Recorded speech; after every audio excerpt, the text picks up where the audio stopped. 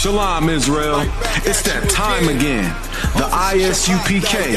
under Commanding General Yahanna presents the Lord's 57th Annual Passover. That's right, the Lord's 57th Annual Passover, April 4th, 2026 in Houston, Texas. All Black, Hispanics, and Native Americans are commanded to observe the Lord's Passover. This will be the biggest Passover to date. You do not want to miss this.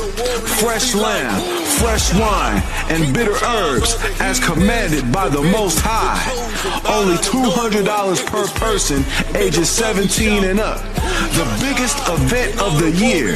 There is only one Passover, and it's under Commanding General Yahanna. See you there, Israel. Shalom. Nobody else there to compare to. Train for war, men of war, and warlike apparel. Prefer our leaders, can't get between us. Watch where you stepping. Cause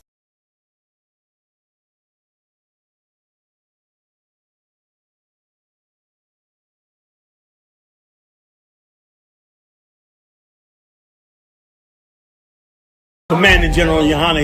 Hey, listen, brothers and sisters, man.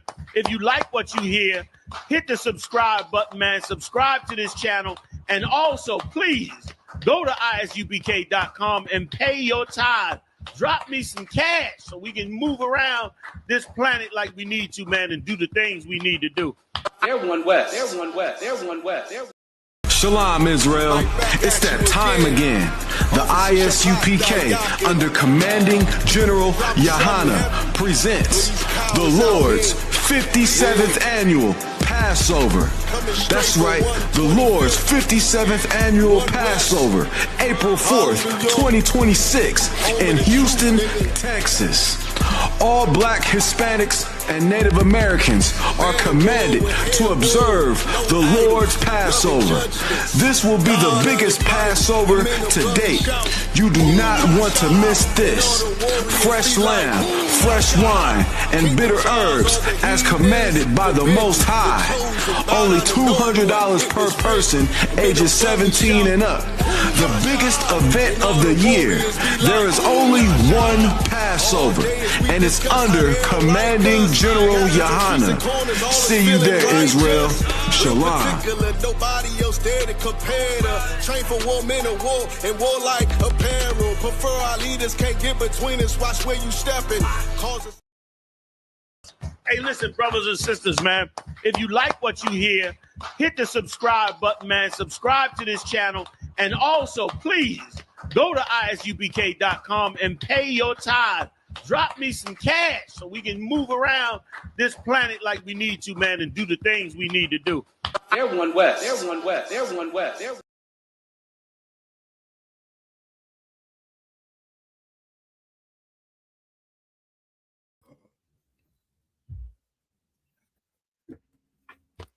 All right, if you can hear me loud and clear, type a 1 in the chat. If you can hear me loud and clear, type a 1 in the chat. Let's see who all we got up in here with us this Tuesday afternoon. If you can hear us loud and clear, type a 1 in the chat. Let me make sure I like and share the stream real quick before I tell y'all to do it. Let me see. Let me go to it. Where we at? Yep, go ahead, priest. Yahanna was breaking down hypocrite yesterday. He said the origin comes from. Yes. Yeah. Got a Greek or Roman. Yeah. A hypocrite is that's exactly where it comes from. The Epstein, I believe, is the origin. And you understand, and it means an actor. You understand, meaning you're a hypocrite, you're fake, you're phony, you're acting. You understand? That's one of the worst insults you can be called in the Black and Hispanic community is an actor, a poser, fake. You understand? And that's what you are if you're a hypocrite. And we're going to go into that tonight. You understand? Because that's who Blacks, Hispanics, and Native Americans, that's who you idolize. You idolize hypocrites, actors. You understand? Please go ahead, Shapat. What was that Greek, Latin? I mean, is that Greek, Roman, or Latin? It's either Greek or Latin. Hippocrates or Hippocrates I believe it's Latin. You can check it. I see you. Yapaya, I see you. Arawadia, Just Art and Paint, Barack Wanad, Lisa John, Mario, and Nazam, Eugene. He said, sad to say we get sold down the river. Still some quiver when I deliver. Oh, you spitting bars in the comments. I know sweat. He said, I'm in, I'm all in. We're gonna win. Here we go again. I hear you, Eugene. Get it in. Nazam, all right, be good to go. Let's clap it up. Down right. Shalom, Israel. Shalom, Yahweh Bahashim, Yahweh Shai Barakatham to the brothers. Yahweh Shamar Alathan Bahashim, Yahweh Shai to the sisters. We are the Israelite School of Universal Practical Knowledge, started at 1 West 125th Street out of Harlem, New York, under commanding General Yahanna. We are not affiliated with no other Israelite group or Christian organization, and we teach the truth according to the Bible. What is the truth?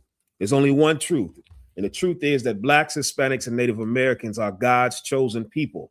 You understand? And the white man is the devil the Bible speaks of. That's right. And when we say God's chosen people, that's referring to the children of Israel. Right now, all of your American politicians are standing behind the country of Israel right now because they believe that the people who live in the land of Israel is the biblical Israel. That's the furthest thing from the truth. The people that live in that land of Israel are not the Israelites in the Bible. Have you ever heard a Jewish person refer to themselves as an Israelite? Anybody? Type a yes or no in the chat. Shalom, Alicia, I see you. Shalom, Maria. Have any of you ever heard a Jewish person ever refer to themselves or their people as Israelites? Type a yes or no in the chat. Nazam said la'ah. Eugene said never. Yep, absolutely, priest. Let me get you right here. Right.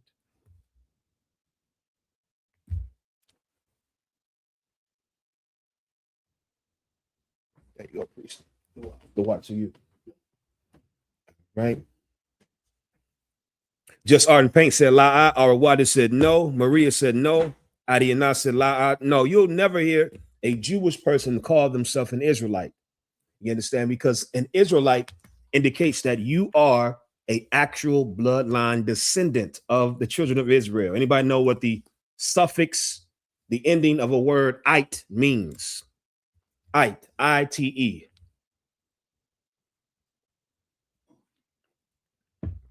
What does the suffix "ite" mean? You understand? It's a very, I heard Captain Shock tell y'all Wednesday, brother, I came to the school, that was the norm. You understand? As soon as we get asked a question about a definition, it was the norm. You knew to go straight to that dictionary. You understand? If you didn't know, what does the suffix "ite" mean? Like Israelite. That's right, Ronald Watts. That's right, Big Man. You understand? You got it? What you got, mighty man? Read what you got. The suffix "ite," followers or natives. Followers or who? Natives. Or natives. When it says followers, that's talking about the people who are of that lineage. They're followers because they are following their family or familial customs. That's why it says natives right there with it. You understand? Ite meaning the natives, the followers, the native followers of Israel, the biblical sons and daughters of Israel. Those aren't the people that live in the land of Israel right now. Those people are imposters. You understand? And everybody is finding that out when the UPK has been teaching that since 1969. We've been teaching that the Jewish man is not the real Jew. Now you want to agree to it now that they're killing Palestinians. Well, you should have believed, maybe if you would have believed us sooner, maybe, just maybe, they wouldn't be able to kill as many Palestinians that they're killing. Go ahead, Shapat. I made correct was it's Greek. Hypocrite is the word, and it's Greek. But if I may, sign sheet is up there on it's on the taskbar. It's on the taskbar. Yeah. Oh, I see it right here. Okay, the water, mighty man. You understand? Shalom, Regash Allah, I see you. I'm Priest and Officer 5000, Kazak Ahmad. I got Priest and Officer 500, Shapat Dayak, Young Man Zolan, rocking and rolling with me. This is I.S.U.P.K, Washington, D.C. Tonight is the Tuesday night brotherhood class, and the topic of tonight's class is Diddy, Epstein, and every Christian pastor. Diddy, Epstein, and every Christian pastor. We're going to go into the problem with our community. You understand? The problem with every Black, Hispanic, and Native American neighborhood. You understand? Shalom, Southern Rise, see you, sis. If you haven't done so, y'all make sure y'all like and share the stream. Let's push this truth. Let's push this truth aggressively. You understand? Please, somebody get me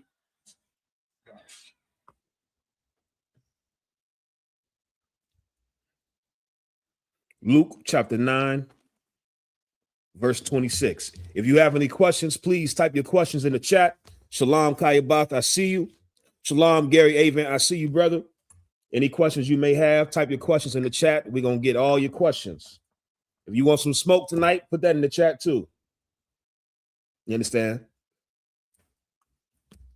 Sir. Please, mighty man, if you could. This is the book of Luke, chapter 9, verse 26. Uh-huh. For whosoever shall be ashamed of me and of my words, of him shall the Son of Man be ashamed. What color are those words right there? They're red, sir. These words are red because this is Jesus Christ himself speaking. You understand? Shalom, fiery furnace, I see you. This is Jesus Christ himself speaking. That's when you see the words are red in the actual Bible. That's a tool that publishers have used to indicate the importance and to differentiate when Jesus Christ is speaking from everybody else. This right here is coming straight out of the mouth of our King. Jesus Christ is talking to his disciples. All of us in here right now. Let's read what he said again, please. For whosoever shall be ashamed of me and of my words, of him shall the Son of Man be ashamed. For whosoever shall be ashamed of me and my words, the Son of Man will be ashamed. Shalom, Trooper Leviathan, I see you. This is very important as you live your life in this truth.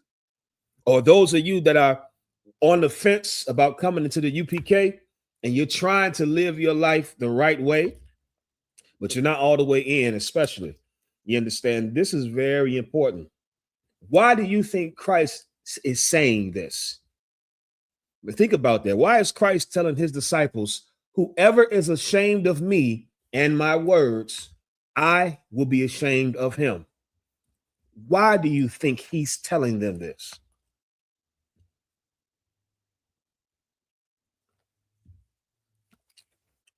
Type in the chat. Shalom, Officer Madabar, I see you. Type in the chat. Why do you think our King is saying this? Go ahead, mighty man. Is it because he's supposed to be our teacher and he failed to get through to us? No, he didn't fail to get through to us because here we are 2,000 years later teaching what he taught. So he didn't fail to get through to us. I can see why you would say that, but that's not true. Shalom, not about, I see you. I'll give it to you if nobody else got it. Shapat. It's a lot here because basically saying, you know, if you worried about what people thinking, you embarrassed of me, I'm gonna be the same way when it comes to you. You know what I'm saying? I'm not gonna acknowledge you. You know what I'm saying? In so many words. Right. You on to it. Big Main is the closest. Big Main said because he was radical, you're the closest. Fiery Furnace said fair warning to obey. That's true, but Big Main is the closest because Christ was radical. Here's why. Christ is saying this because Christ understood to follow him. If you are somebody that's a coward, you will not be able to do it because the life and the lifestyle that it takes to follow Christ is so different from the world.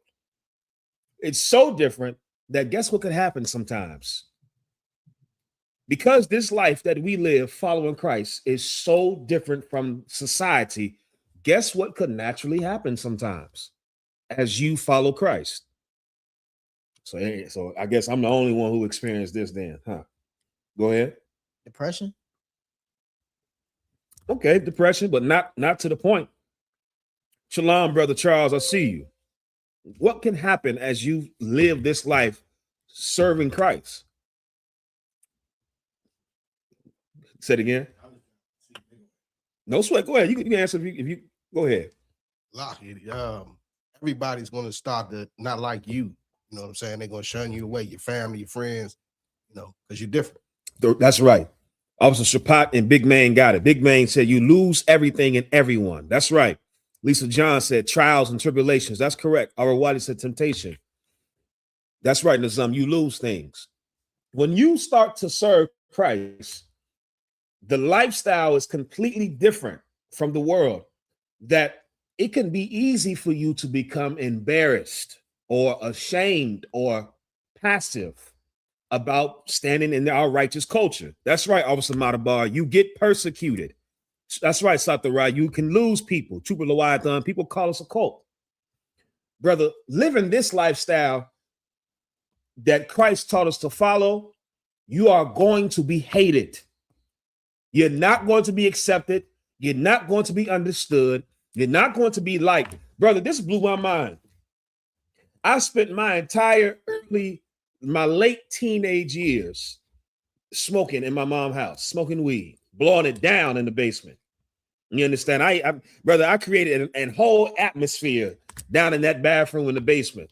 I took all the regular light bulbs out. I put green light bulbs in there, so the whole room was green. And brother, I was blowing down in my mom's basement, and she knew it. Everybody knew it, and everybody loved me. Nobody said anything to me. I was accepted. You understand? Everything was fine. Brother, the moment I stopped getting high, the moment I stopped being a drunkard, the moment I stopped being a sinner, and now that I actually changed my life for the better, now they got a family group message without me in it, talking about me. That's what my sister told me years ago. They got an entire family group message that I'm not in, where they talk about me. You understand? Which is fine to me. You understand? Because I'm not somebody that cared about things like that anyway. But if you are, brother, that can be detrimental to you. That could be detrimental and confusing to have the people that you thought would support you changing your life for the better turn on you the moment you do the right thing. It's a confusing situation to have people hate you when you're living life right for the first time in your life. It can be confusing, and that confusion can cause you to start to be ashamed of the truth. It can start to have you now pull back to try to hide this culture and this lifestyle. Well, Christ is trying to explain to his followers, you better not do that. You better not be ashamed of serving me. You better not be ashamed of having multiple ribs. You better not be ashamed of dressing different. You a sister, you better not be ashamed of sharing your man. There are many things that could be the cause of being ashamed, because everything that we do is different from the world. Let me ask everybody a question. Are Christians ashamed to tell you that they're Christian? No. Christians are not ashamed to tell you they're Christian. They're not ashamed to tell you what they believe in. They're not ashamed of their culture, their church culture. They're not ashamed of anything that they do. Christians, brother, try to force what they believe in their culture on you. They're not ashamed. You know why they're not ashamed? Take a wild guess. Why do you think Christians are not ashamed? That's right, Gary. That's why the Bible say, be ye holy, to be separate or set apart. Go ahead, Shapat. Why do you think Christians are not ashamed? Because they're accepted by everyone. Give him a hand. You understand? It's not hard. It's not hard to be a Christian. The way of the world is Christianity. You're not doing anything different than what everybody else is doing. So it's easy to blend in. You understand? It's easy to be one with the world because Christianity is of the world. That's why Christians are so bold. That's why they're not ashamed. That's why they're so loud and proud. But you scared to tell your boss that you don't celebrate holidays. You understand? I know some of you still fighting that battle. You scared to tell people what you believe in, and you're scared to just do anything. Some of you, when you first come into the school, you had a slave, and they'll tell you, "Happy holidays." And some of you don't say anything, which is fine. That's fine too. And then there's some people that when they say happy holidays, and then some of you say, "I don't celebrate that." Right. You understand? There's some of us that, brother, are not ashamed, are not afraid of being offensive, are not afraid of sticking out, are not afraid of sounding different, looking different, not being accepted. You understand? I'm just telling you. You understand? If you're the one that you stay quiet, some situations might cause for you just to be quiet. Of course, everything with wisdom. But brother, I mean, it's not hard to say I don't celebrate holidays. Why do they feel comfortable to even assume you celebrate their pagan holidays? Like, you looking at it wrong. They should be scared to ask you to tell you happy holidays. They should be scared to tell you Merry Christmas. But instead, you're scared to tell them, I don't celebrate that. I serve God. Please, Shapat, what you got? Right quick. My slave, I tell everybody when they say anything about holiday, that I'm not pagan. I don't celebrate holidays. There you go. And then I'm going to like a slave. One of my patrons was playing gospel music. I said, even though you torture me with that music, they was like, "What?" I said, "Yeah, gospel music is the only music I don't like to torture." Right. And then that next week, when they came across me, they wasn't playing the music. That's good. You know, they turned it off as they came in. It was like, I don't want to be tortured. Yeah. Yeah, thank you. That's what happens when you're not ashamed of this culture. When you're not ashamed of this culture and this righteous lifestyle, guess what you can actually do now? You can change lives. You cannot change anyone's life if you yourself are ashamed of the life that you're living. How the hell am I supposed to follow you and you scared and ashamed of what you're doing? That's the best way to change someone's life, is to believe what you're into. That's why they say the best salesmen are the people that believe in their product. You want to find out how to be the best salesman, you have to be someone that actually believes in the product, that uses the product. You can tell when someone believes what they're selling and somebody's just selling you something just to sell it. You can tell. You understand? You want to be effective in changing somebody's life. You have to be first the one that believes it with all your heart, and that is not ashamed to believe it.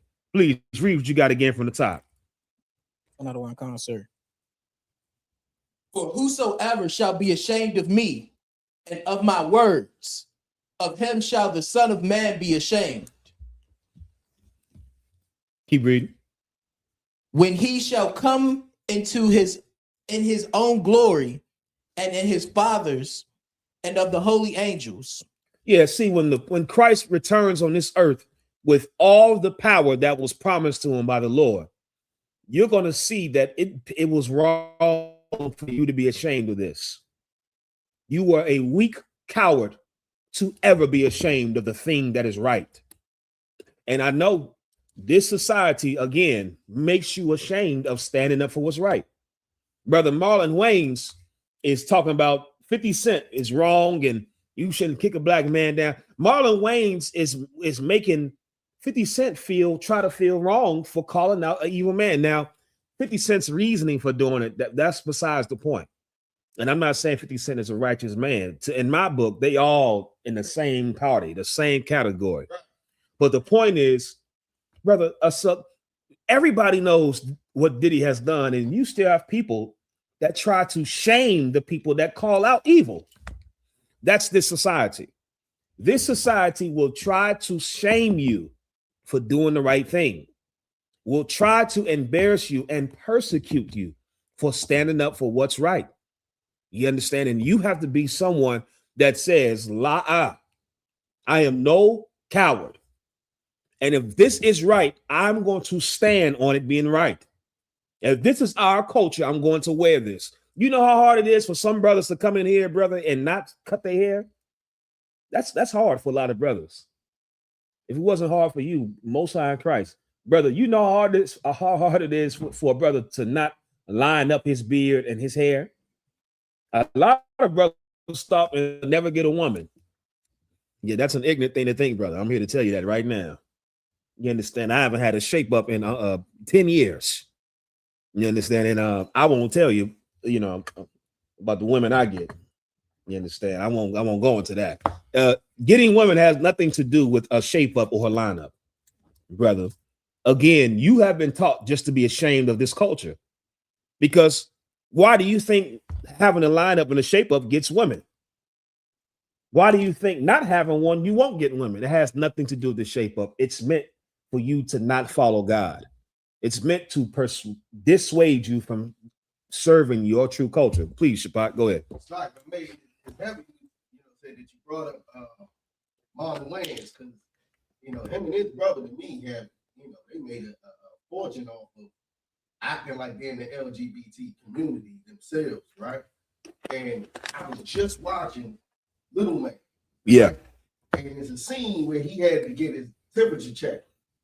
And they took the thermometer and put it in his rear, and he's supposed to be a grown man. Right. You know what I'm saying? And when they did it, it's like right after his whole like it was a little too real. Like you know what it feels like for that to happen? Yeah. As a grown man, not as a baby, you shouldn't even remember that as a baby. But his whole response to the getting something shoved, pegged, getting pegged. Yeah. Was a little too realistic. You know what I mean? So no wonder he got a problem with somebody saying something. Oh, of course, brother. As an actor, as a man, there's certain things that if you agree to play, that's what you are. Right. You understand? Imagine somebody coming to you, Shapat, and saying, how much is it going to take for you to play a gay man in my movie? What's your number? What's your price? Shapat going to be like, get the hell out of my goddamn face. I don't have a price because I'm not a whore. I'm not a gay man, so you can't get me to play a gay man. I don't care if it's just acting. I don't care if it's not real. That's not who I am, and I would not allow myself to be portrayed like that. The only men that are okay with that are the men who are that or who have done that. That's the only way around it. Go ahead, Shapak. You know what I tell him? If you turn to the left, take 2 steps forward, you get the F out of my face. That's right. You understand? That's right. And there you'll find the directions to getting the hell out of here. You understand? Give me Matthew chapter 5, verse 14. You understand? If anybody had any questions in the room too, always feel free to raise your hand. Y'all make sure y'all hit that thumbs up. Hit that thumbs up, like and share the stream. You understand? Like and share the stream. We're going to get it in tonight. I know we had a slight late start, but it's too wild. We're going to get it in. We're going to make up for it. Please read what you have, mighty man. This is the book of Matthew, chapter 5, verse 14. Ye are the light of the world. A city that is set on an hill cannot be hid. Ye are the light of the world. What color are those words? These words are red, sir. These words also are red. Shalom, Shapara, I see you, sis. These words also are red. This goes hand in hand with what we just read from our King Christ. Jesus Christ is telling his disciples, his followers, his students, you are the light of the world. A city set on a hill cannot be hidden. Christ is making the analogy of those that serve him, those of us in the truth. We are the light in a world full of darkness. You understand? I don't know if you know scientifically, darkness cannot snuff light. Light cuts through darkness. You understand? It's you go to the whole spectrum of light and how light refracts and all that good stuff. Darkness cannot snuff out light. It doesn't work like that. A tiny bit of light, brother, cuts through so much darkness. Christ is comparing his followers to a city on a hill. A city on a hill. You can see all the lights of the city from far away. You know you're getting close to the city because you can see it from far. You know, okay, that's where the city is. That's where I should go. I know where I'm going now because I see this city on a hill. Shalom Kapah, Shalom Kamawal. Christ is saying a city on a hill cannot be hidden. Keep reading. Another one, verse 15. Neither do men light a candle and put it under a bushel, but not on a candlestick, and it giveth light unto all that are in the house. Yeah. You ever had your power go out? I have. You understand? You ever had your power go out for whatever reasons, the bill not being paid or the storm? When you go and light that candle, where do you put that candle for the most part? It's not necessarily a specific place, but in general, where do you put that candle when the light go out? Let me get the young man first. Typically in the living room or the kitchen. Why? Because that's the common area. Okay. Shapak? In the center of the room. Okay. Why? So to illuminate as many places as possible. Okay. Shalom, Baba Prasad. I see you. Nazam said in the middle of the room. Big Main said the mantle. And that's old school. A lot of people don't even have mantles. A lot of people don't even have mantles no more. You understand? All of you are correct. You understand? You notice nobody said in the cabinet. You understand? Lisa John said in the middle of the room. Nobody lights a candle and puts it in the damn cabinet and closes the door. Nobody lights a candle and puts it underneath the kitchen sink or the bathroom sink. Nobody lights a candle to hide the candle. You light that candle and you try to find the best place to put it where it's seen the most. That's the whole point of putting it in the middle of the room, putting it up top, putting it on the mantle. You put this candle in a place that can illuminate as much as possible. You understand? You are this candle, brothers and sisters. You are the candle. Why would you put yourself away from everybody? Why would you hide your light? Why would you do that? The purpose of being lit, the purpose of having the light is to be seen by as many people as possible. That's the purpose. The Bible just said it. Christ just said it. Nobody lights a candle and hides the damn candle. Who does that? Nobody turn on a flashlight and put their hand in front of the damn flashlight. Imagine that you in the woods and you take your flashlight out and then you turn it on and then you put your hand in front of it. Nobody does that. The light is meant to be seen. And that's the purpose of being in this truth. You are meant to be seen. Why? Why is it so important that the followers of Christ are seen? Why? P. Wales said, Brother Paul checking in from Georgia. Do we have to wear fringes all the time? I'll get your question, Brother Paul. I see you. Why is it so important that the followers of Christ, that us in the truth, are seen? Why is that so important? Nobody wants to be in the darkness, so they follow the light. You on to it. That second part is closer to it. I wouldn't say nobody wants to be in the darkness, but to follow the light is on to it. Why? Why is it so important that the followers of Christ are seen? You was the second part. We was on to it. That's right, Nazam. Go ahead. Sorry, sir. So we could attract more people. So people can follow, so they can see you to know where to follow. You understand? People have to know where to go. Just think of a lighthouse. A lighthouse is put on the edge of the damn, what's it called? The seashore. You understand? It's put there and it's made very tall. And if you've ever been on a boat out in the ocean, you'll be so shocked, brother, how far you can see that little bit of light from that lighthouse. You can be lost. If you've ever been on a boat on the ocean and you out in the middle of the ocean and it's nighttime, you don't know, and there's clouds in the sky, so you can't see the moon or the stars. It is very easy to not know where you are, to be disoriented, and to know, okay, which way, where are we supposed to go?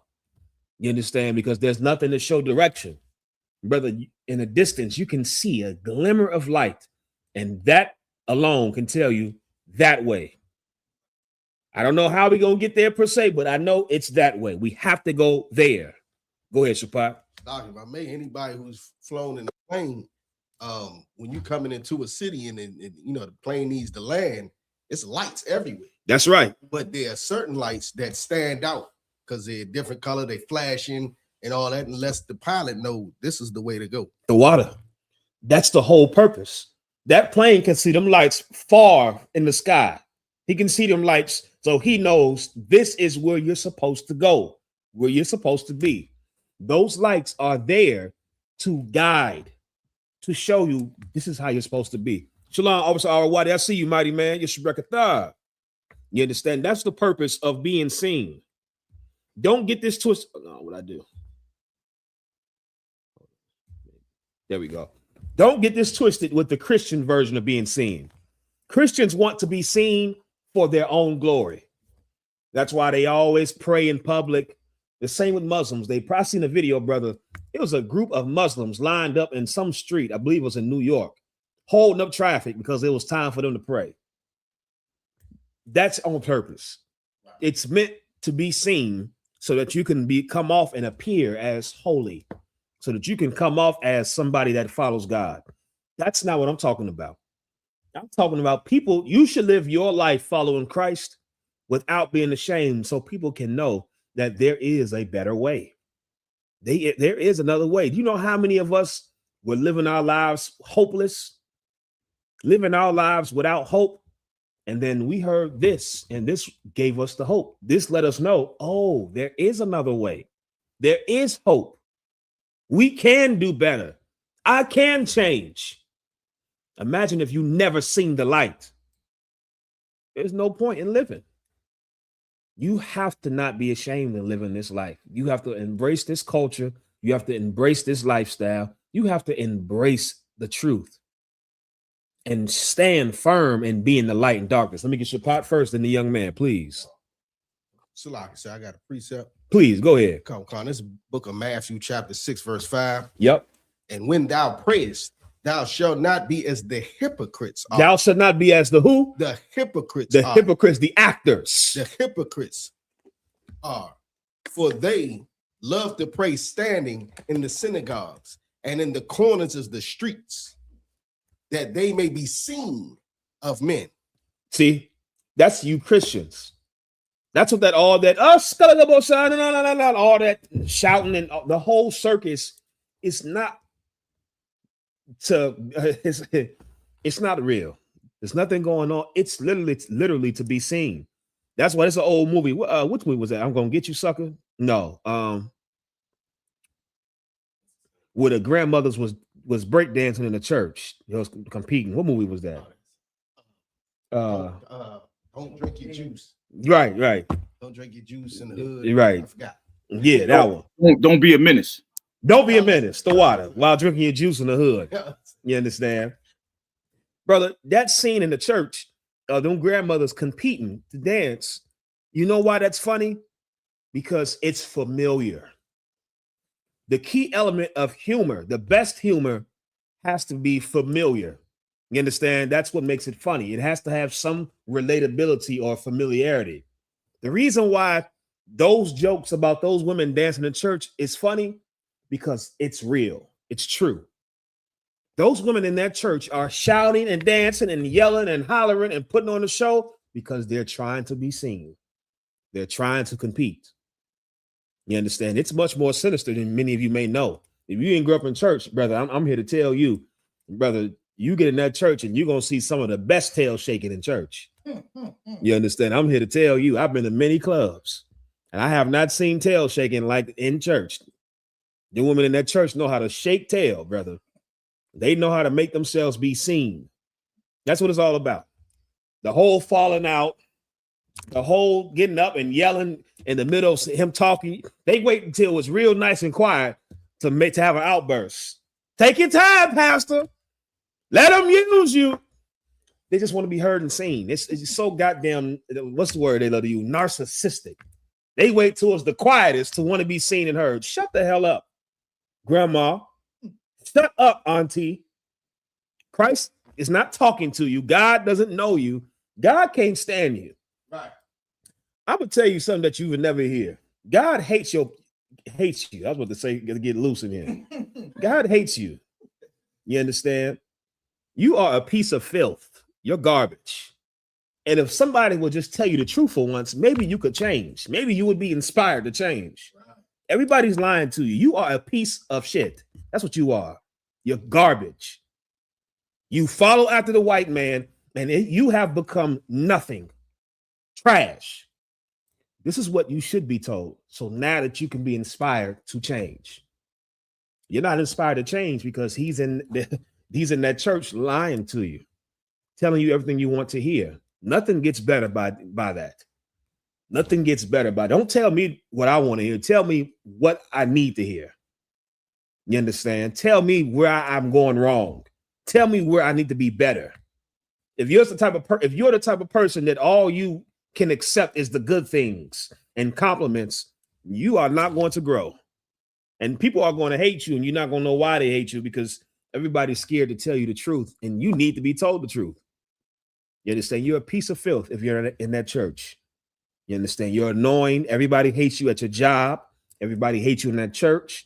Everybody hates you in your house. You're hated everywhere you go. I don't know if you know that. Some of you brothers, you married to women like this. Some of you are married to women. Go ahead. Go ahead, do your thing. You just step to the restroom. Some of you are married to women like this, where every time you talk to her, she got a problem with her co-workers. She got a problem with the church members. She got a problem wherever she go. She go in to cash her check. She only in there 3 minutes, and somehow it's a problem with the cashier. You understand? She go to park her car. There's a problem with somebody in the parking lot. You understand? You Christians are terrible people. You're terrible people, man. And nobody's telling you the truth. Nobody's loving you enough to tell you the truth. You have to change. You have to come out of darkness. You have to change. You understand? That's right, Nazam, a damn dragon. You understand? Big Man said the Christian church is damn near the worst thing that's happened to us. You ain't lying about that, brother. Gary said the Bible is like a lamp. We must keep plenty of oil in it. That's correct. Where we at? So now, Satara said they like to see who can shout the best. That's exactly what they do, sis. It's a competition. It's you got served. That's all it is. It sounds funny, but again, if you never grew up in church culture, this is literally what's going on. I mean, if some of you used to be these people. Right. Like, I don't know why I'm trying to explain it. Some of you that have changed your lives, you were these people in church. You knew what you was doing when you was running around the church. You knew what you was doing when you fell out. You knew you was shaking that tail. You knew who was behind you. Come on now. Go ahead, Shapak. I may in the verse 7, it says about vain repetitions, repeating over and over again. Christians always talking about in the name of Jesus, in the name of Jesus, and the Muslims are the worst at it. That's right. You know what I'm saying?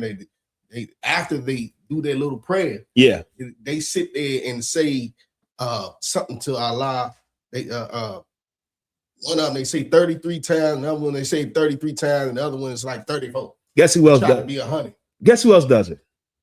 Catholics. That's right. Hail Mary, full of grace. Right. Hail Mary, full of grace. You understand? They go in that confessional and they confess, Father, forgive me, I have sinned. And that nasty pedophile priest tell you have to go and say 15 Hail Marys. You got to say the same prayer 15 times. This is who the Bible's talking about. Your vain babblings. All that in the blood, plead the blood of Jesus in the name of Jesus. In the name of Jesus. Brother, I never understood that. As a kid, I knew something was off about that garbage there. Something was off. Do you think you saying it over and over is what's happening? What do you think is happening here? Let me get the young man, the Shapat. Lock you, sir. Two things, if I may. Mm-hmm. First thing is a question. The question is there a specific time that we are supposed to pray? No. Maybe mentioning them. No, there's no specific time when you're supposed to pray. There's no specific number of times you are to pray. You understand? No specific times, no specific number. You pray whenever you want to. Brother, I used to be on the city bus. I was taking a couple classes at the community college when I was younger. And I was riding the city bus, and I'll be on the city bus, eyes wide open, and I'll be praying real low to myself. Not so everybody can hear, so everybody can see me. Like, oh, he real holy. I'll be sitting on the bus, looking out the window. I'll turn my head, look out the window so I wouldn't be seen. Not because I was ashamed, but because I was sincere. Right. And I would turn my head towards the window and I would pray out loud while I'm looking out the window. You understand? I would pray, Lord, give me discipline. Give me discipline. as I go throughout my day. Give me patience. You understand? Show me the right way to do things. Give me wisdom. You understand? I would pray, sit on that city bus. Whenever I got the opportunity to, there's no right time or wrong time to pray. You understand? You should, the Bible says, pray without ceasing. Shalom, Bana Yasiyu. Shalom, Imawan. That's right. Who has the best hat? Chupaluathon said they were at the club the night before. You understand? You know what? And listen, here's the irony in that saying. We've been growing up hearing that phrase, you was at the club last night, and then you come into church as if the club is dirty. We should flip that. Somebody in the club Saturday night, you gotta be like, you gonna go into that nasty whorehouse tomorrow morning. You gotta make them feel bad for not being in the club, but for going to church tomorrow, because that's the dirty place. The club is not dirty like the church. Next time you go out Saturday night, you make whoever you run into a woman, make her feel nasty for it. And you got the nerve to want to go into that whorehouse. You going to that whorehouse, that nasty place tomorrow morning? Got the nerve to be in here, and then you go into that shithole tomorrow. You got to switch the narrative, because again, the premise is that the club is evil and dirty, and then you come into the church where it's clean and you've been a hypocrite. No. That's the opposite. Compared to that church, that club is clean. The things that go on in that church the things that go on in that club have nothing on what goes on in that church. Right. That church is nasty. Who had the hand raised? Please. It's lucky, sir. And the other thing that I had, what you're saying is so heavy, because on my social media feeds, it's a lot coming up about the Christian church. And just earlier today, I seen this little video, this young lady, she was saying like the biggest sinners be in church, crying, bawling their eyes out to the songs, like sliding down the walls, falling out on the floor, passing out, waking up, and then doing it all over again. Yeah, brother. It's a show. It's a show, and everybody in there are actors or hypocrites. Please, Shapat. It's like, if I may, it was so heavy what you just said about how the club is cleaner than the church. First of all, kids aren't allowed in the club. Yeah. So, what goes on with kids in the church is diabolical. If I may, every time I go to like a cookout of I.S.U.P.K or the Passover, we go out to the club, but we out there, looking after our brothers, Adawayim, looking after Adawayim, making sure that we don't fall off. That's right. Like we're able to go into the high holy day the next day and not be looking like Christians in the church. That's right. For those that's watching and you may have been confused, you are allowed to go to the club. I don't know if you know that. We go to the club in here. Right. Oh, you best believe we do. Sluggy. We go. Go ahead, Arawadi. Oh, Sluggy, if I could. Absolutely. Especially the clubs, you don't get dipped in that water. No telling what takes place in that water, in that baptism pool, So that's right. It's a lot of, I don't want to say the term, online, but where the men fish at, Yeah. Fish, yeah. Internally. Right. That's you right about that, priest. There ain't no baptism pool in that club, that nasty baptism pool. So the Ross said the church is an undercover gay club. I wish it was undercover. It ain't even undercover no more. The church is an LGBTQ club. And anybody that goes, you have to assume that they are a part of that lifestyle. I'm going to tell you straight and down. I find out a man go to church, automatically he falls into two categories in my mind. He's gay, or he is terribly weak and lost. That's it. That's the only two categories. So if you're a man that go to church and you're not gay, just know you are weak and you're lost, brother. You have been robbed and stripped of your masculinity. And if you are not weak in your mind, then you're gay. If you somebody that's watching right now, well, I ain't weak, I'm masculine. Yeah, you're gay. That's all. It's either one or the other. You understand? Because in order to be in that environment, you have to be the thing that environment is made of. Go ahead, Shapat. I keep chiming in, but what you're saying is just so heavy, because I'm coming out the store earlier, and it was a little Hobby Lobby store, and as I'm coming out in the little Sally Port, the couple is coming in. They old school couple, sir. They old school couple too. Like, and the dude went to look at like a little dresser. He pulled the dresser out that they had on display. He pulled the drawer out. Right. And she looked at him and said, keep it moving. And he closed the drawer and he looked around at her and then looked at me and kept it moving. I bust out laughing. I couldn't even hold it. I was thinking to myself, oh, he goes to church. Brother, this is why it's hard to even listen to a lot of you old niggas that go to church. You brothers are embarrassing. And I'm telling you as a younger brother out of love, you make it very hard for young brothers to listen to you because these young brothers see you're weak.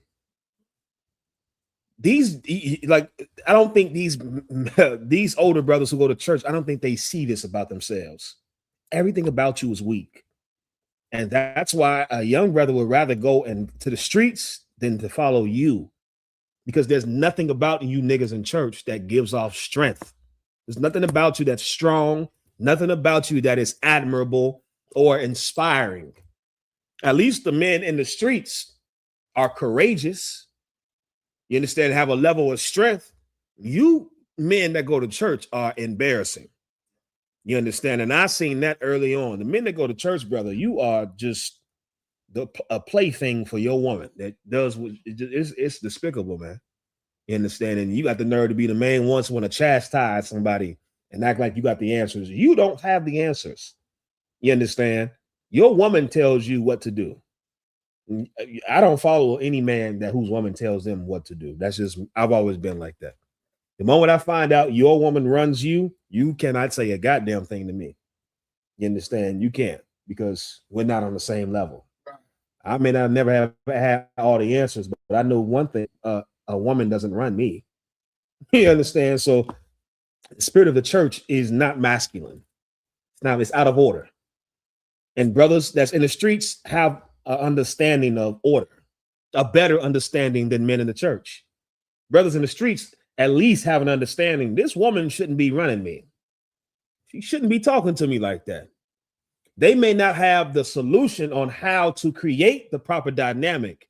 And so you'll have a lot of those men in the streets put their hands on women. They're wrong for that. But the thing in them, that feeling in those brothers that are in the streets, when their woman is acting a certain way, that's righteous, because it's something in him that knows she should not be talking to me like this. This dynamic is wrong.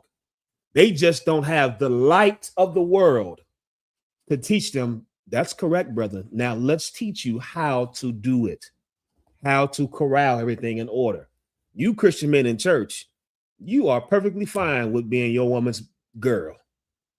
You men in church are your woman's girl. She tell you, close that up. Let's go. Don't even look over there. She treats you like her oldest son. Now, you know you ain't supposed to be eating that. Now, come over here. I told you don't look at nothing when we get in the store. Brother, I've seen some embarrassing marriages. You brothers in church, your woman, y'all might as well just switch places, man. I would be surprised if that's not already happening. Right? Go ahead, Shapop. Hold on, Nazam said, to be honest, I could never get my Ottawa to go to church when I was in the world. Give Nazam's Ottawa a hand. You got a real nigga. That's right. You got a real nigga. You couldn't get him to go to church in the world because he's masculine. And he's not going to bend to whatever you want because you want it. You should thank the Lord, Nazam. You have a man. You have a man. You had one then, and now you especially got one now. Y'all in the truth. You understand? That's what you should want as a woman. As a woman, you should not want a man that you can run, that you can rule over. You understand? I want to drag it on. Shalom, Ramak, I see you. Go ahead, Shabbat, please. Shalom, my man, it's crazy because, all you got to do is check your woman, and do what you got to do. Don't let her run it. You be the head of the household, but they scared that she going to leave them, not knowing that that's the blessing. If it does happen, you know what I'm saying? Yeah, you can get one that actually you can go about it like the Lord intended when you being the head of the household. Shabbat, I'm going to free a lot of brothers. A woman leaving you is not the end of the world. Right. And I know many brothers have bent over backwards and done terrible things to stop their woman from whoring on them or leaving you. Brother, if you are with a woman and she whores on you or leaves you, She did you a favor. I'm telling you. You understand? I'm telling you the truth. If you are with a woman and you're scared of her horn on you or leaving you, brother, you have to come get counsel. You have to come get counsel. A woman horn on you and leaving you is her doing you a favor. You should thank the Lord that she freed you from being joined to a woman like her. When I was before the truth, brother, that used to be one of my worries. A woman horn on me. I thought about that all the time. Every woman was going to whore on me. You understand? Because that's just what you used to in the world. You understand? When you deal with nasty women, you deal with whores, you get what comes with that. Or she's going to whore on you. And brother, I came into the truth and I realized that's the least of my worries. Right. I wish a woman would whore on me. Thank you. You understand? You just freed up a spot. You understand? Of course, I'm being facetious, which is just true, but I'm being facetious. You brothers, don't make your life about being you trying to now please a woman and stop her from whoring on you or leaving you. The type of woman that will whore on you or leave you, that's a character flaw. It has nothing to do with what you do or what you don't do. You understand? This is something that a lot of brothers are not taught.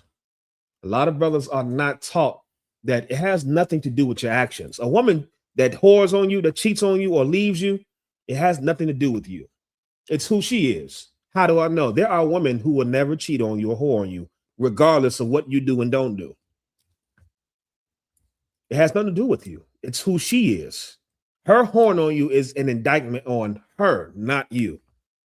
But of course, society will have you believing, well, she cheated on you because of you. No. She cheated because she's a whore. She left because she's a quitter. You understand?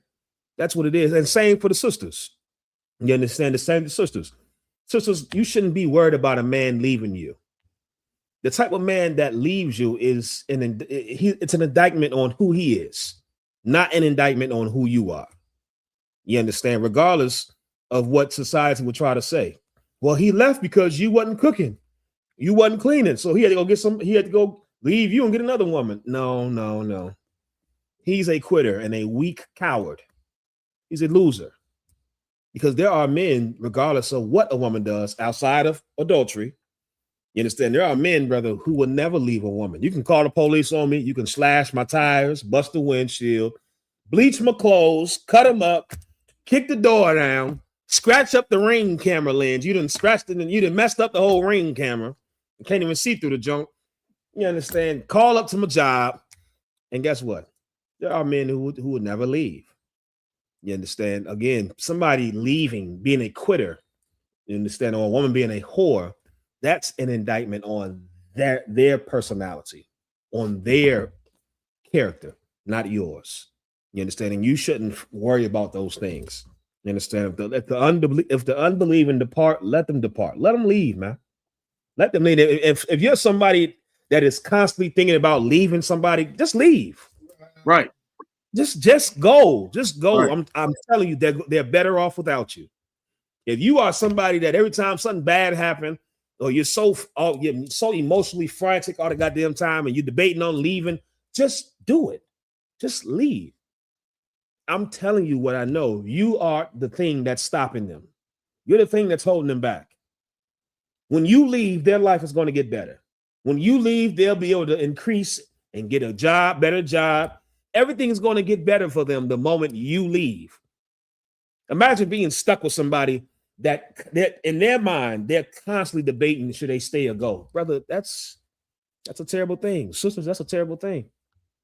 If you're that person, you should just leave, man. Free up this good brother or this good sister, man. Free them up. Free them up and get the hell on. So they can get somebody that will never leave. That's not even a thought. You know, there's some of us that no matter what we go through, the leaving is not even an option. It's like, we just got to deal with it. You understand? We got to start fresh tomorrow. You understand? You piss me off today, we're going to start fresh tomorrow. And we just going to keep doing that. Go ahead, Shapat, please. I got a precept, but it's also another question in the chat.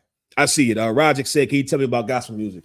Give me the precept on fringes And let me answer the first question about fringes, and then I'm gonna answer the gospel music question. Please read what you got, Shaphat. Come, sir. I got the book of Ecclesiasticus, chapter 9, verse 1. Mm-hmm. Be not jealous over the wife of thy bosom. That's right. And teach her not an evil lesson against thyself. Yeah, you brothers that are scared of your woman whoring on you or leaving, you don't recognize that you're doing things to teach her an evil lesson. She recognizes when you're jealous. You understand? When I say jealous, I mean there's a certain type of jealousy that's right. You understand? And then there's a certain type of jealousy that teaches your woman an evil lesson. Your woman dressing like a whore, and you tell her, don't go out dressing like a whore, and she does what she wants, let the broad go out. Let her go. Let her go. Don't go bugging out, and now you pulling up to the club, and you're teaching her evil lesson that this is how I get his attention, by acting up. I get his attention by dressing like a whore and acting up. You should ignore her. You understand? Give her less attention. You understand? Don't teach your wife an evil lesson by being jealous over her. She telling you about her ex, or telling you about, who she got a crush on, or some celeb crush or whatever. Do not be jealous. Don't teach her an evil lesson. You understand? Let her be a whore. You understand? Go ahead. Who hand was raised? Go ahead, please. Salaki, if I may. What you're saying is so heavy and true, because like before I came into the school, I was a weak man, mm-hmm. and I'm still. We all were. But like through experience, like I was doing the same things that you were speaking of with my rib, getting her everything that she wanted, doing whatever she wanted me to do, not because I feared that she would whore on me, right, but more so I feared that she would leave me. Yeah. But now I'm to the point where I know she's so solid that I can tell her no, and she still tells me now to this day that I tell her no more than I tell anybody else no around me. Yeah. But she's still here. That's right. And if she's a real woman, she's going to be here. She's going to stay there. And if she's not, she's going to leave, and it's even better for you. You understand? If somebody leaving is always good for you. You understand? And of course, I'm not promoting divorce. Don't get twisted what I'm saying, because the Bible says you should stay. That's the Bible. If you care about following what the Bible says, you would stay and put out any thought in your weak mind of leaving if you care about the Bible. You understand? But what I'm saying is, if you are somebody that's bound to someone that's every time you turn around, they threatening to leave. Every time you turn around, they constantly flip-flopping on one. And when it's good, they happy and they want to stay. Then when it's bad, they want to leave and want to go. That type of person, brother, it's a credit to you. It's a blessing when they leave. Somebody like that, or sisters as well. You got some weak nigga that's every time he turn around, he threatening to leave you. It's a blessing for people like that to leave you. You understand? Because they are of no benefit anyways. You understand? So let me get the scripture about fringes. Go ahead, Shaphat. Go ahead, Arwadu. You have something? Go on. I had it for you. Oh, please go ahead, Arwadu. So the book of Numbers, chapter 15, verse 37. I'm gonna start at 37, sir. And the Lord spake unto Moses, saying, speak unto the children of Israel, and bid them that they make them fringes in the borders of their garments. And the borders of their what? Garments. Of their garments. Keep reading. Throughout their generations, and that they put upon the fringe of the borders a ribbon of blue. The Bible is specifying how you wear fringes and when you wear fringes. I think I spoke about this last week. Type a yes or no in the chat if you know what a garment bag is. Type a yes or no in the chat if you know what a garment bag is. A garment bag. Some of us probably know the bootleg version, where you had to create one, which is what we had to do growing up. Until I officially I got a real one when I joined Esau military. But before that, brother, I had the the knockoff version of a garment bag. Satara said yes. Roger said yes. Barack would not. Lisa John said no. Adiana said yes. Nazam, yes. Gary Avon said no. Mario said yes. Chupa Lawatan, yes. Go ahead, Shapat. It's like if I made to give it to the Lord. I didn't get a real garment bag until I joined the Lord's military. That's right. You know what I'm saying? That's right. So some of us still don't even know what it is. A garment bag, you've probably seen this or done this. A garment bag is a bag, a long bag that has a zipper in the front. And normally what you'll put in that bag are your dresses, if your sister, your fancy dresses. You understand? Or if your brother, your suits or your tuxedos. You understand? When I had my prom suit, after prom, I went and took a large black trash bag and put a hole in the top and put the suit on a hanger, and then I pulled the bag over the suit. You understand? And that's what I put my suit in. That was my garment bag. You understand? Some of you probably know what I'm talking about. You probably, if you didn't have a garment bag, the thing that was real nice that you wanted to protect, you took one of them big trash bags and you put it over your suit or your dress and you hung it up like that. That's a garment bag. Go ahead, Shapat. Man, it's crazy because we watch TV, so we seen like a garment bag before, but didn't know what it was. Right. But nobody had to teach you to take that trash bag and put a hole in it and put it over your good stuff. That's right. Nobody had to teach that. That's right. You knew to do that. You understand? Go ahead, Arawadi. Just to add on to it, you put it over the hanger, and then if it's long enough at the end, you twist it up. You twist it. Sure, you put it in the little knot. You see how he know? You see how we all know what to do? You're supposed to tie the end of it, make sure it's nice and snug. That's a garment bag. Shalom, Kwamadai, I see you, sis. I'm on Shalom, brother. I don't know if I told you Shalom before. I did not said I still use a trash bag. Me too. Me too. You understand? Get that a hand. You understand? If it's not broken, don't fix it. Right. You understand? A garment is what you wear in doing the work of the Lord. Just like you never put regular clothes in a garment bag. You understand? I don't know anybody that took regular clothes. That's right, Nazam. The cleaners use the clear bags. That's a garment bag. You understand? Nobody takes your regular t-shirts, your regular pants, and puts them in a garment bag unless you're somebody that has money and you do that for all your clothes, which is, again, not the norm. That's outside of the norm. Normally, the only thing that you put in a garment bag are the things that you don't wear all the time, but only for special occasions. That's what a garment in the Bible is. A garment is the thing that you wear doing the priestly duties. It is not your everyday wear. You understand? The Lord told us to put fringes on our garments. You don't put fringes on your t-shirts because t-shirts is not a special occasion wear. You don't put fringes on your socks. You don't put fringes on your boxers. You understand? You put fringes on the things that you don't wear every day, your garments, the things that are pertaining to your priestly duties. You understand? Or being in the work of the Lord. If you're a sister, the dresses and the clothes that you wear, you understand, when you come into the school. Your brother, your garments, the things that you wear when it pertains here. I don't wear a garment to work. You understand? I don't wear a garment to slave. Now, if you're a brother that's hardcore like that and you have a slave where you're able to, all power to you. You understand? But for the most of us, we don't wear our garments to the slave. We wear a completely different set of clothes, a completely different uniform. Your uniform for the Lord is your garment. Fringes are supposed to go on the uniform of the work of the Lord. You understand? When it says fringes on the borders, a border is where the two fabrics meet. You understand? It's not the end of the shirt. It's where two fabrics meet. That's why you'll see brothers put fringes on the seam. That's what a seam is. A seam is where two fabrics meet. That's a border. You understand? Putting fringes on the end of a t-shirt comes from the Jewish man, and it's gay. You understand? You turned your shirt into a skirt. You don't want to do that. That's not how we wore our fringes.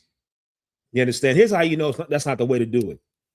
If you go to the land of Israel amongst Jewish people right now wearing a shirt with fringes, they will let you do it because there's nothing different than what they do. Guess what? You can't go to Israel wearing. I know this because this happened to Captain Tazaryak when he went to Israel. Captain Tazaryak went to Israel wearing fringes how we wear them in the I.S.U.P.K. And brother, they said that's offensive.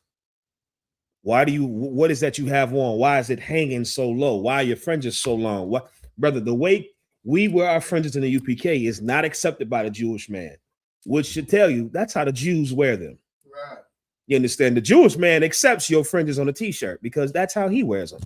He wears his little zits and string, shredded up threads and all that garbage. He accepts it because that's his uniform. The real Jews, on the other hand, wear fringes how we wear them. All over the place, large. You understand? Different colors. You understand? Just where they make a statement, like the Gadites, the Native Americans. You look at them Gadite jackets and dresses, brother. Them Gadites was wearing fringes, unbelievable. Just still to this day, it's the style. How the Gadites wore their fringes. It's the style of jackets, the style of dresses. It's a literal style in fashion because it was so. It made a statement. Go ahead, Shapap. Like about me, I would it's having you say that because I've always looked at it when I came in the truth that the Gadites have actually trickled down that part of our culture all the way to today. That's right. And that's how you rock them. That's right. You know, with let alone like we in the school, we rock them. You might have 2 inch wide, fringes, you know what I'm saying? But my question, right? If I could, so like the I want to say tassels, the tassels that I see other Israelite camps wear, I've always seen them on lampshades. Yeah, before I came in the truth, when I first saw them on other Israelite groups, I was like, they wearing like lampshade tassels, right? You know what I mean? Like, is it a specific length? Is it a specific, not length, but width of the fringes? No, it's the spirit of it. Come. It's the spirit of it. Again, everything. There's no specification. Let's go to the question. Ariel's in the chat. Ariel is he's the brother that follows the Jewish man religion. He's in the chat. Ariel asks, "What is the precise measurements for fringes, and what materials are you not allowed to make them out of?" Ariel asked that question because, according to Jewish people, they have to be a certain material and certain measurements. That is nowhere in the Bible. Ariel, he said lies. Ariel, direct me to what scripture specifies what material and measurements the fringes have to be. Right. If what I'm saying is a lie, show me in the Bible where it specifies the length, the measurements, and the material. Now watch, he can't do it because it's not in the Bible. What he said is not in the Bible. That comes from the Jewish man, again, turning everything into superstition and religion. Well, the fringes have to be a certain leather and this width, and that's not our culture. You understand? That's not our culture, and it's not in the Bible. That's how you know it's not our culture. Go ahead, Arawadi. God, so you also see those little skirtsy tassels hanging off of graduation, you know what I'm saying, tops. When people graduate, they just be swinging, Yeah, the same little, like you said, skirtsy tassels. You understand? That's not how we wear our fringes. You want to know how? Look at the brothers in the UPK. I remember there was some weak nigga came into the school one time. He was in the school for a short time period. He was a trooper up in Baltimore. And I remember this cat came into the school. He came into a high holy day. And it was funny because the entire time he was a trooper, he wore the fringes how you're supposed to wear them. The one West way. And brother, I don't know what possessed him to do this. He came into a high holy day we had in Baltimore, and he had a shirt, brother, with tassels on the end. And if I forgot what it said on there. And yeah, you probably know who it is. He ain't been in the school for a couple of years now. And I remember General Q, brother, checked him and told him, where did you get that from? Why did you do that? And brother, ever since then, he didn't leave immediately, but you can see that nigga was on the way out and he left. And now he's an enemy to the school. He often talks stuff about the school because he couldn't accept the fact that what he thought was so fly was so gay. You should have seen him. He thought he was so pressed to come in and show off his shirt because he had got words put on it and UFOs everywhere, you know, and it had silver and all that. And then he had some tassels on the end, and you should have seen it. He was so proud of this skirt he had. He was so proud. I remember it like it was yesterday, brother, because we looked at him. Everybody was looking at him like, why the hell, what possessed you to come in here and wear that? When all before up to this point, you've been wearing the proper way. Fringes on your pants, you understand, or your jacket or your garment in all black as a trooper. Brother, he was watching other groups and thought that he can merge the truth with lies. You can't do that in here. The UPK is a very rigid culture. You understand? You're going to get called out in here if you do something different. I'm just telling you right now. That's a beautiful culture to have too. You come in here doing something weird and different, somebody is going to call you out about it. And if somebody don't call you out about it, just know everybody sees you. And they looking at you like they're not going to be in here long. You understand? Don't do something that you haven't seen be done before. You want to be able to say, if somebody pull you up to the side and they ask you, where did you see that from? You want to be able to say, Salakia, sir, I seen such and such weird right here. That way you can have some type of leeway now. Okay, so now we got to call this brother, and now we got to get everybody that in the council now and correct that brother for leading you astray. But if you the one, you can't show us where you got that from, you're off. You understand? Go ahead, Shapop. I made two things, but the first thing, what you just said, like I'm a little embarrassed every time somebody tells me not to do anything new. You know, I feel off. Yeah, you know what I mean? Because like you said, it's a very rigid culture. Yeah, you know, I mean, we don't, like, the Lord has not changed anything. Yeah, we don't change anything. That's right. right. I was about to say we got a comment in the chat, if I may. Oh, which one? Ariel. What did he say? What Ariel say? He responded. Did he give me the scripture on where it says the material and the measurements? Nah, sir. He went to a different book. He went to a different book, like I knew he would, because it's not in the Bible. Please read what Ariel said. Read what he said. Sir. Ariel said, everything that you're describing as far as dimensions and materials is in the Ramban. In the Ramban. So if you say that you wear fringes, that means you would adhere to the rabbinical Judaism. No, nigga, I don't adhere to no rabbis. You understand? A rabbi can, I ain't gonna say that because he might enjoy that, because they do that. A rabbi can get the hell on. Right. You know, he can get the hell on. I don't adhere to religion, Ariel. That's the problem. That book, the Ramban that you just said, that's not the Bible, Ariel. Right. That's the problem with the Jewish religion. You have included books from these lying white men that is not the Bible. What the hell is the Ramban? What the hell is that? The Ramban. I never even heard of that. The Rambam. Was the Rambam or Rambam? The Rambam Alam. God damn. Yeah, we don't do none of that, Ariel. You understand? We read the Bible. The Bible is sufficient alone. That's in the Bible, by the way. Right. The Bible is the earliest record of the Jews. Now, let me ask him if he agreed to that.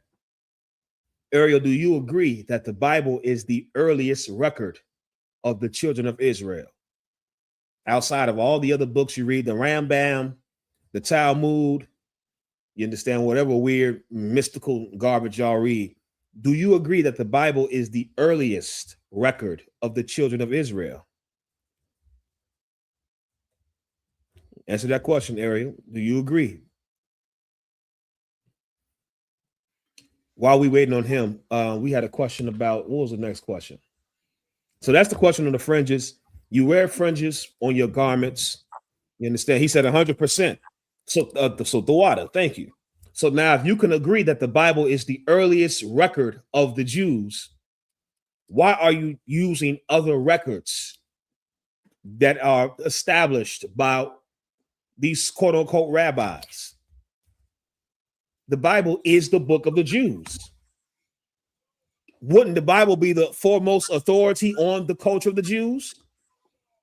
But you follow the white man's religion, and y'all do things that's not even in the Bible. Right.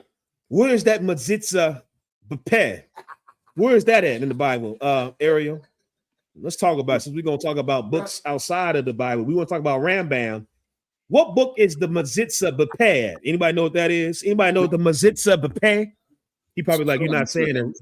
He's probably like, you're not saying it right. I don't give a damn about his Yiddish. The Matzitza Bepeh. Go ahead, Arawadi. Let me get Arawadi. It say the book of Ramban refers to the extensive Torah. He got the longest version of the Torah. Pause. Yeah, they added shit. They added it again. Revelations is the end of the Bible. It says in Revelations, he who add to this, I will add the curses. He who takes away from this, I will take away. There's nothing after Revelations. There's nothing after Revelations. Rambam, Mishmash, Talmud, and all them other books that y'all read, all them other Harry Potter books y'all read. You understand? That's not part of the Bible. Go ahead, young man, please. It say the Rambam was published in the 1970s and it didn't start to appear until 1993.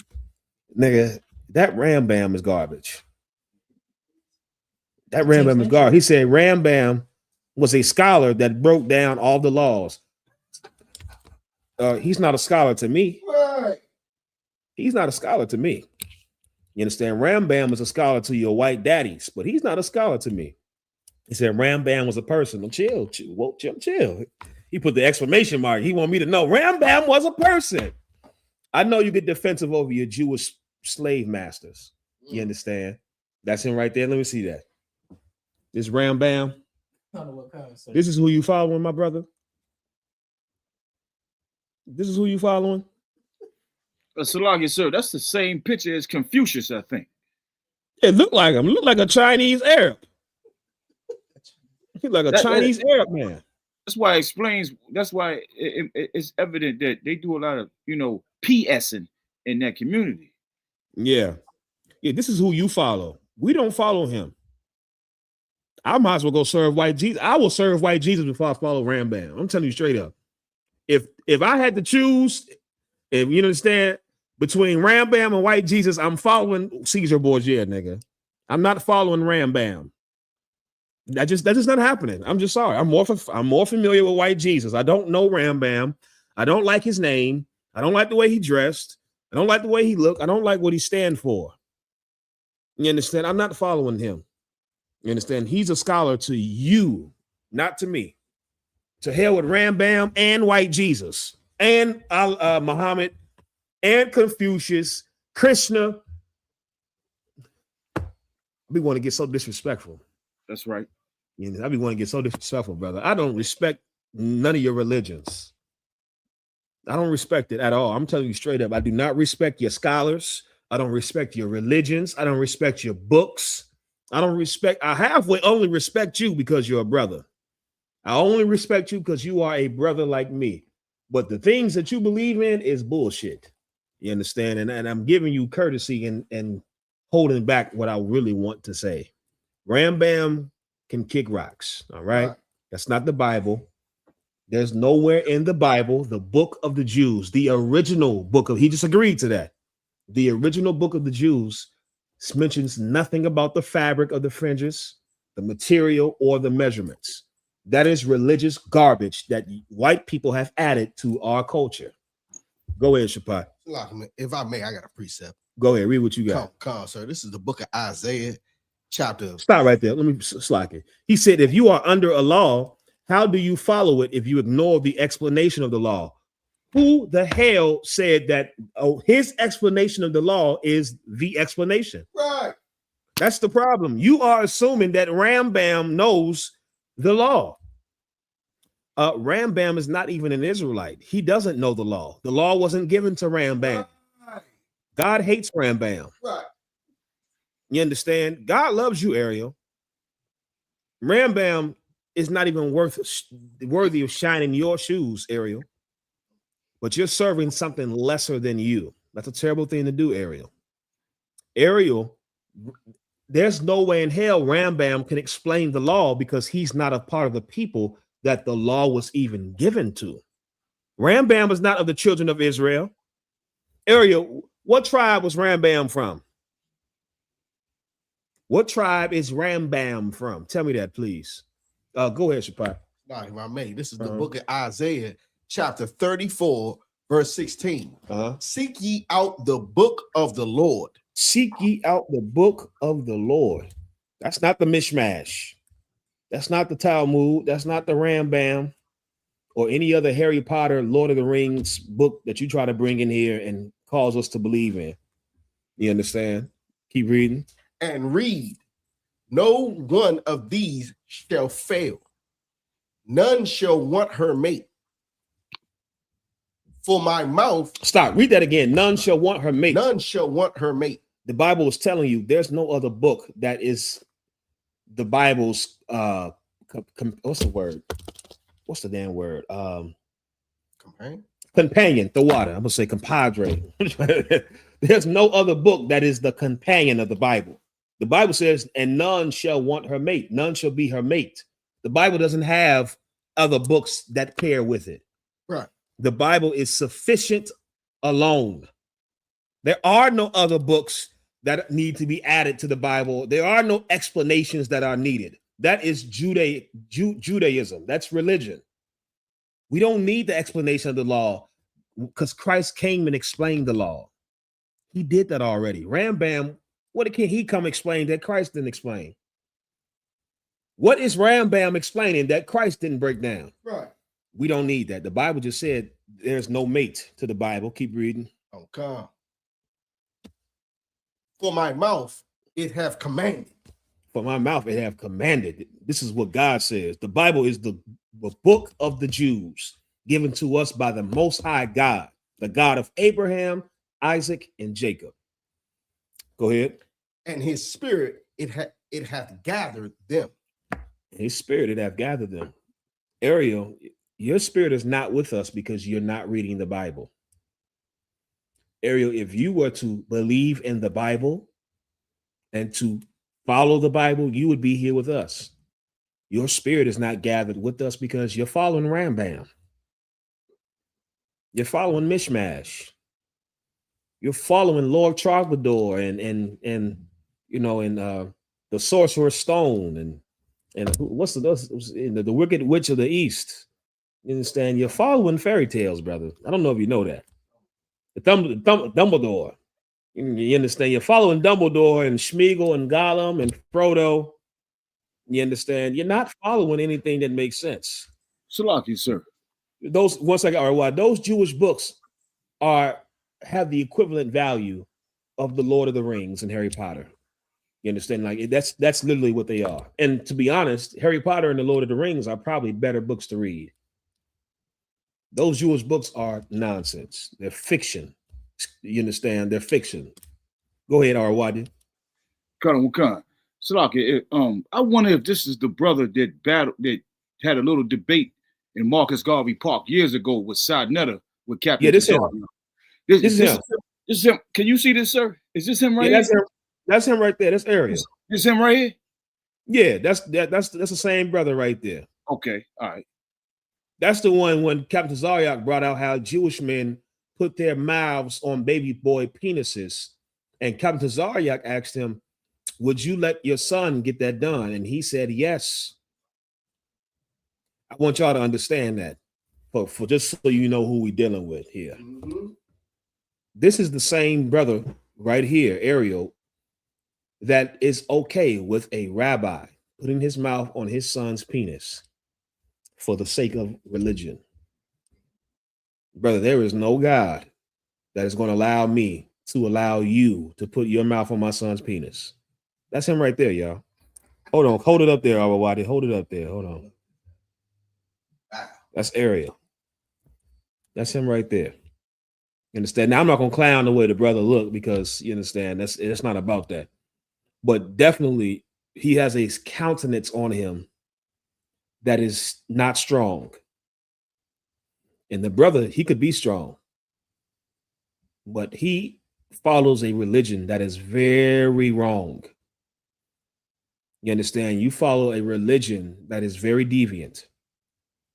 And there's no way in hell, brother, that you can justify any man putting their mouth on your son's penis. I don't know what I don't even know how that's even debatable. How is that even a debate? Is there any? Let me just ask everybody in the chat. You can take him down, R.Y.D. He got enough screen time.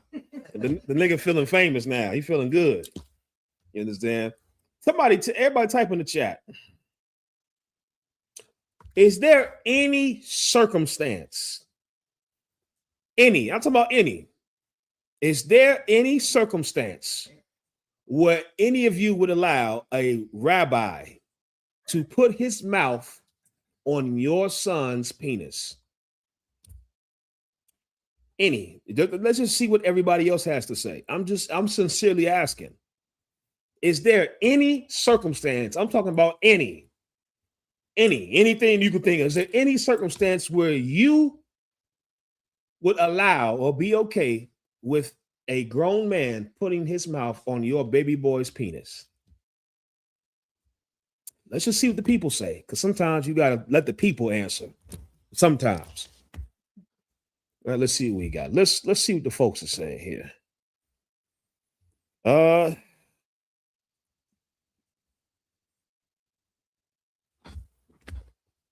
Rigo Sandoval said, F no. I feel you, brother. Excuse me. Barack Obama said, never, ever. What just said, la ah. Shapat Dayak said, hell la ah. Mike said, no, sir. Adiana said, never. You understand? Rigo, he doubled back again. He had to let us know double. He said, la ah, F no. I feel that, brother. Alicia said, F no. Chupa said, hell no. Satora said, la ah. Mario said, hell no. I'm a one said, not no, but hell no. Chupa Loathan said, hell no. Juan said, never. Okay, Rigo, that's Chupa Halak. I see you, mighty man. Okay, Chupa Halak. Maria said, hell no. Landlord and Fisherman said, hell to the no. Barack Obama said, that's madness. Kaya Bob said, hell no. Okay. It pains me that this is even a discussion. This shows you, he said, tick tock, tick tock. I don't know what that means. Break that down. I gotta ask you, you gotta clarify everything this brother say, because I don't speak Yiddish. What do you mean by that? You understand? I hate that this is even a topic of discussion, because this shows you how far gone society lives in where this could even be acceptable.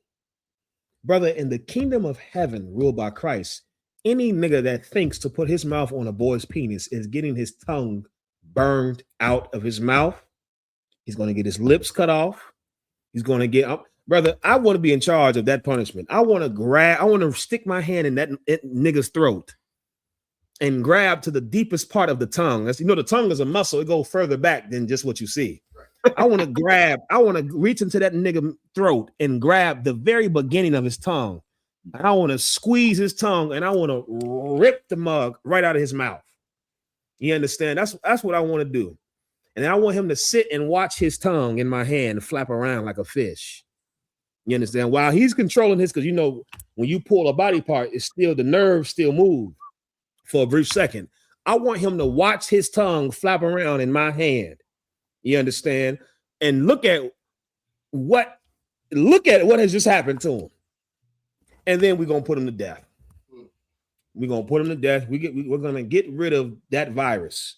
In the kingdom of Christ, there's no way in hell that they will ever be accepted. It's wrong. It's child molestation. It's wrong, man. Go ahead, Shapa, please. If I may, it's crazy that he doesn't realize the resemblance between all other religions. Yeah. I have a precept myself I could pull where the Muhammad, he put his mouth on the son of Ali, put his mouth on his son's penis, and he also kissed him in the mouth. The Pope or whatever was seen putting a little boy's tongue in his mouth. I remember seeing that. You see what I'm saying? The Dalai Lama too. Sir, all of that. I was going to it, and all of these Catholic, priests. We ain't gonna talk about them. They got lawsuits. You know what I mean? But he doesn't see the resemblance in what's going on right here. And I also have a question. Mm-hmm. If he would let a Moyle put his mouth on his son's penis, what else would he let that Moyle do to his son? Because the Christian church all the time is quiet about all this child molestation. And it seems that in these religions, children are not safe. Well, the water spot, this goes right into the topic of the class. Diddy, Epstein, and every Christian pastor. Had I known area would have been in the class, I would have added rabbi on there. You understand? Every Christian pastor, every rabbi, every imam, every Dalai Lama. And what you'll realize is, brother, religion is the safe haven for these type of people. Religion is the safe haven for pedophiles. Pedophiles historically have always hid in religion, because here's where you can do nasty things under the guise of this is our cult, this is our religious culture. Well, according to Rambam and Mishmash and Talmud and Dumbledore, we are allowed to do this. That's why God told us not to follow religion, because every religion is this happening in. This is happening in every religion. Officer Shapat just gave it a run now. Brother, Buddhism, child molestation. Islam, child molestation. Christianity, child molestation. Judaism, child molestation. That's a Hinduism, Rastafarianism, Mormonism. Forget about Mormonism. Them white boys in Utah right now got 12-year-olds. All religions, brother, is there to molest children and be predators. It has nothing to do with serving God. You understand? It's where predators hide. Predators hide in religion. He said, class, can we stay on topic? Fringes was a discussion. Oh, now you want to go back to fringes. You want to go back to the fringes. Them baby penises in rabbis' mouths is just too close to home, huh? Now you want to stay on topic. Go ahead, do your thing, priest. Yeah, this is a topic, Ariel. Again, you didn't know that. This was the topic of the class from the beginning. Diddy, Epstein, and every Christian pastor. What else we had? Somebody had their hand up with a question. Somebody else had a question. He said, answer the above question. What was the above question, man?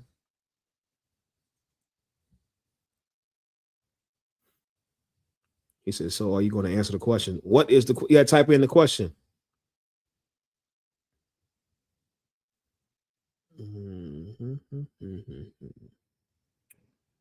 Okay.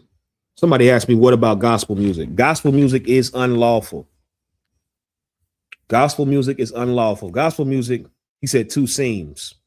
What about the two seams exactly? What about the two seams? He said, where is that in the Bible?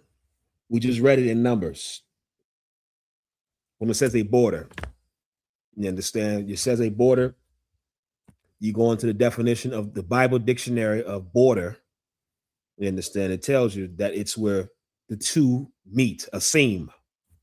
You understand? That's where it's at. It's in the Bible.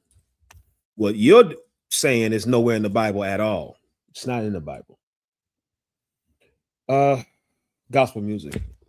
I got thrown off, bro. I get a headache, brother. Certain debates give me a headache, seriously. Because I be real dumbfounded on how we can even, certain things can even be a topic of debate. Like I would think in my mind, we can all agree on certain things being right and wrong. But what you realize is religion has destroyed our moral compass. Like there should be things that we all know that's wrong. That's absolutely wrong. Under any circumstance, that's wrong. Religion destroys that. You understand? And that's why the Lord, he has the punishments that he has so that we all could be on one accord on what's right and wrong. You know how you get everybody on one accord on what's right and wrong? Take a guess. Anybody know? How do you get everybody on one accord on what's right and wrong. Shapat, Religious leaders, sir. what you mean? You get the religious leaders to say that it's right. Nope, not that.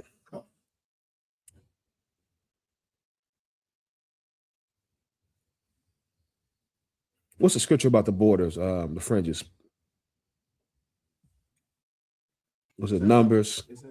Numbers 15:38 through 40. I put it in there. I put it on the YouTube chat for him if he look.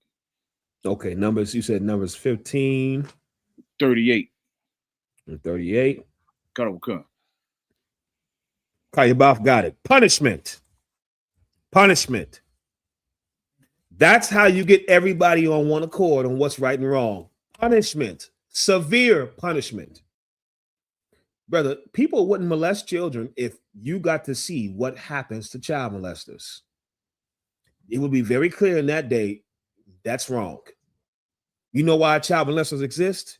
Because child molesters are not being punished. Right. You know why thieves exist? Because thieves are not being punished. You know why adulterers, whoremongers exist? Because they're not being punished. Punishment establishes right and wrong.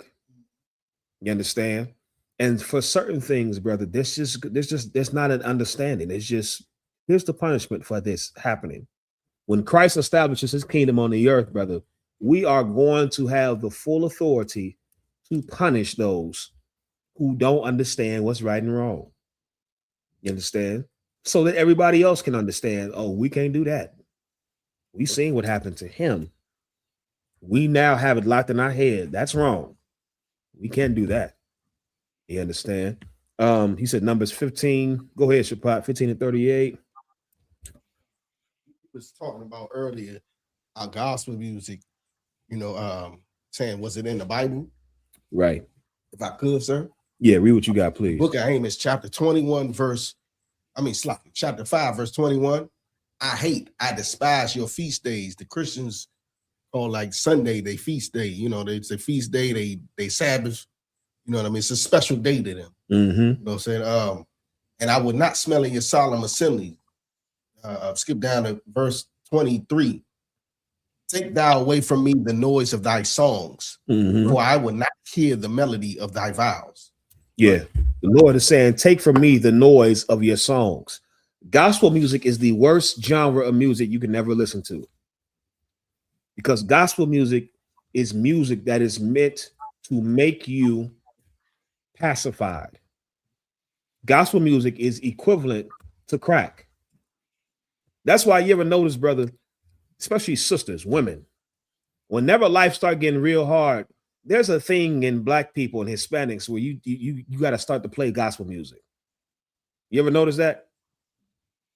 Tell me if I'm tripping. Type a yes or no in the chat if you've noticed when life start to get real hard or you going through hard times, Blacks and Hispanics have a tendency to want to listen to gospel music.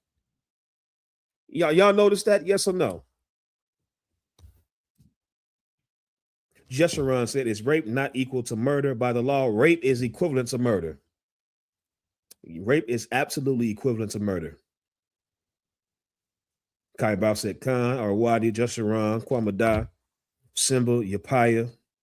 You understand? That's right, young man Zolan. Take me to the king. You understand, brother? It never fails.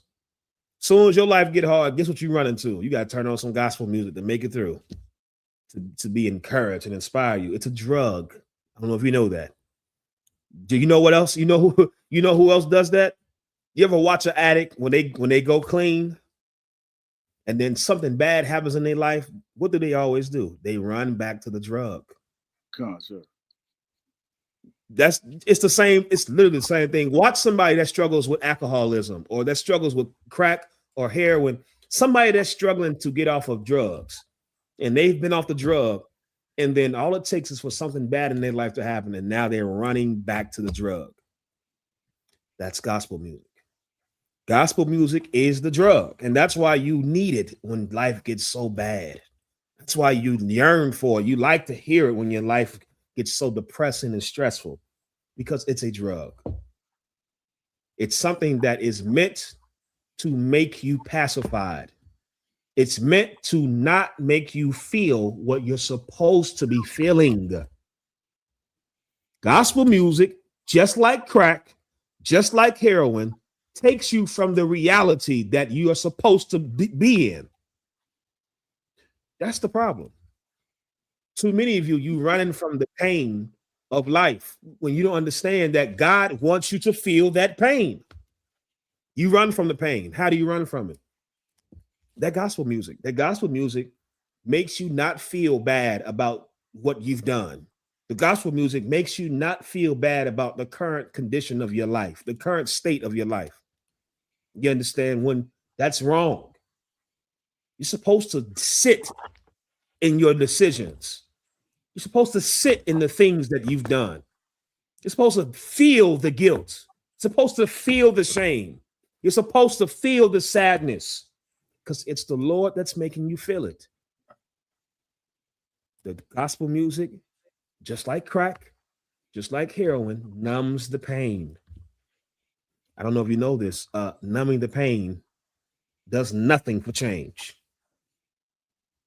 The first step to change your life is you have to stop running from the pain. You have to stop numbing it. You have to stop relying on the drug. Gospel music is the worst genre of music you can listen to because it takes you from the reality that the Lord wants you to be in. Imagine the Lord is constantly getting you to feel pain so that you can turn to him, and you constantly going and numbing the pain. He's constantly he's on purpose making things happen in your life so that you can feel so bad and feel so hurt and broken that you start to turn to him, and you destroy the process because you're constantly going to numb the pain. Take me to here's a favorite. Here's the favorite one. Never would have made it. Never would have made it without you. I would have lost it all. That's every nigga who going bad. That's your song. I've seen gangsters cry to that song. I ain't gonna call your name out. I've seen gangsters and killers cry to that song. Yeah, you love a good gospel song when life is bad. You're numbing the pain when you should stop numbing the pain. Go ahead, Arawadia. Sir, I thought I hated country music until I heard, when I was around my grandmother when she played that gospel music. That's like it's time to go slit our wrists, straight suicide music. Well, brother, because you didn't have the spirit of Christianity, that's what it really sounds like. Like when you are outside of the hypnosis of Christianity, gospel music is depressing music. Right. It's such a dark spirit on gospel music. Like, again, you have to be outside of the brainwashing of Christianity. You listen to gospel music, brother, it's funeral music. And no matter how happy it might sound, it's a real depressing music. It's only inspirational to those who are underneath the hypnosis of Christianity. Shalom, Sharabath, I see you. That's right, not about we fall down. But that was the original Never Would Have Made It. Before Never Would Have Made It, brother, that was every nigga's song to feel better. We fall down, for a saint is just a sinner who fell. And you in there crying, and boo-hooing, and you understand, you feeling like I can make it another day. God sees me. He's making it. I can make it another day. You are doing something that is very evil. You are worse than a crackhead. You understand? You remember that scene in New Jack City when Pookie was like, "Just keep calling me and calling me." He's talking about the crack. Right. That's you with that gospel music. In the moment anything go bad, you got to run and listen to that gospel music because it feels good. It numbs the pain. It's just inspirational. It gets me fired up. It inspires me. It's encouraging. Yeah, you shouldn't be encouraged. Do you see the way you live? You should be discouraged. You live the life of a nasty sinner. That you should not be encouraged. You should be absolutely discouraged. But again, the gospel music is making you lie to yourself about what's going on. Go ahead, Shapat, please. Quick statement, but I do have the gospel precept if I could. Oh, give me 1 second. Something Russ said, make you cry and shake tail. Yes, it does. Yes, it does. It's gonna make you do one or the other. You got the gospel music that make you cry, and then you got the gospel music that make you shake all that tail, all that Christian tail back there. You understand? I never understood this too. It's almost like I never understood why the Lord give all the tail to the Christian women. You understand? This tail of the truth too, but it seems like the Christian woman got, it might be them pork chops, brother. It might be all the pork. All tail is not good tail. Just because it's big, brother, it's not, no mean it's good. A lot of that tail in that church is pork chop tail. You understand? You don't want that tail. That's seafood boil tail. You don't want that. Come get you a nice wholesome tail in here. You understand? Lamb tail, deer tail. You understand? Curry goat tail, unleavened bread tail. Get you some good tail in here, brother. You understand? Where the size don't matter because it's righteous. You understand? Commodore said it's like Christmas music, depressing. Christmas music is very depressing. It's very depressing. It's the same thing. Go ahead. Somebody go ahead, priest. Now I'm about to say you want some of that ooh wee tail, not that pew wee tail. Yeah, that ooh wee, not that pew wee. You don't want that. That Christian tail was foul. Go ahead. I'm about to say, sir. Now you know why they singing that music. They be touching on each other too. But yeah, for sure. I got the precept if you need for gospel music. Let me get Young Man Zoe and then let me get your precept. Come. Blocky, if I may, I got two things real quick. Yeah, go ahead. The first thing is just recently I was doing a job. I work for a moving company, mm-hmm. and I was moving some stuff around for a church. And I was in there fighting myself because I was like, God, Lord, these Christian women in here, they be sick, brother. Cake on them. They got cake. It's pork chop cake though. Understand? You ever see them pigs? You ever see a picture? Them pigs be sturdy. Them pigs be thick and sturdy. You understand? That's what it's like. That's how when I see a Christian woman with a big tail, it's like looking at a sturdy pig. You understand? Just you don't want it. You don't want it. Go ahead. I mean, cut you off. And then the second thing I had is about the Christian music, gospel music. Like as a youngin, before I learned about Christianity, I hated Christian music because every time I wake up on a Sunday, whether it be my grandmother, my great grandmother, or even my mother, like Sundays was cleaning day. Like right after church, we coming home, she gonna cook on the grill maybe, and then it's straight cleaning and gospel music. Yes. Yeah. A little bit of Beyonce in there. Yeah, you understand? It's okay. This is why the gospel music is so dangerous, because it's the one thing that it's very sinister. Because and I'm speaking from a musician standpoint. A lot of the music, brother, is excellent music. And I'm saying music, I'm talking about the musicianship. Me as a musician, there's church music really has probably the best musicianship. Like I think gospel music is probably the only genre of music that still produces high quality musicianship. The problem is that's how they get you. It's on purpose. They pay the best musicians to make their music to lure you in. So you have to separate yourself from it and say, I don't give a damn how good the music is. This is evil. You understand? This is evil. It's meant to lull me back to sleep when the Lord wants me awake. And that's right, Trooper Leviathan. Oxtail tail. That's right, brother. Ooh wee. Turkey tail. That's right, Commodore. Give back with the stove. Turkey tail. That's what I'm talking about. Turkey necks and the greens tail. That's the good tail. Right. Mario said, gospel in Spanish is so bad from the time you woke up to the time you go to sleep. I could imagine, brother. I've heard gospel music in Spanish, and it is absolutely depressing. You understand? I can't stand it. Let's see. Mario said, you just praying for the power to go out. That's right. Kobe said musicians do be fired, but it still instills disillusionment. That's how they get you. I don't know if y'all know, if you go to any church that has money, that is the biggest part of their budget. You ask them, and I know because I played the drums in church.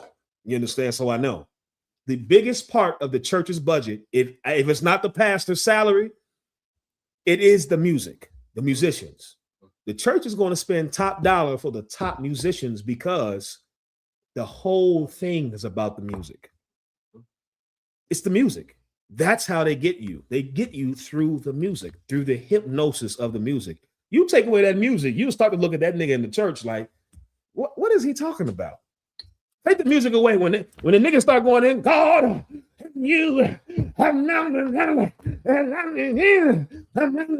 notice they have to have the organ while he doing that. It goes with him saying that. You take that music away, brother, you're gonna look at this nigga like, what's this? Right. Why is he talking like that? Why is he doing that? The music is what brings the hypnosis in to make this circus act seem normal and holy. You take away that music, you'll see it for what it is. Like, this is retarded. You understand? I've never understood why you got to talk like that. You understand? Why you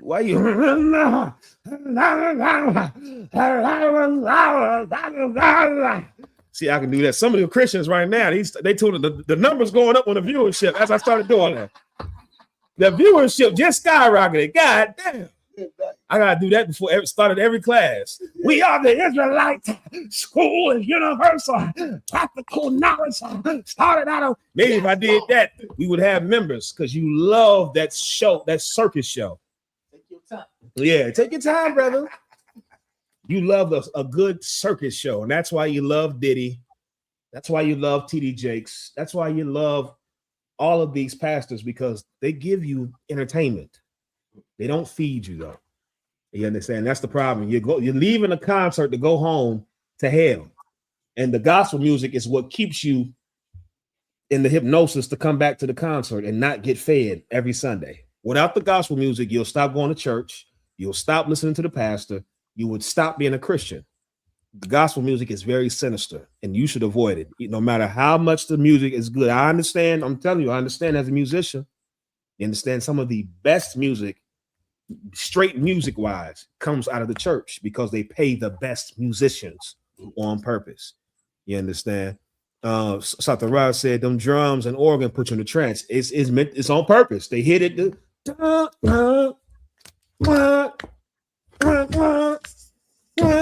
You hit the cymbals and you build it. Give him glory, give him praise. It's a concert. If you've ever been to an R. Kelly concert or some R&B concert, it's the exact same effect. It's the same thing that had women passing out when Michael Jackson popped up on the stage and just did this for 30 seconds. Same thing.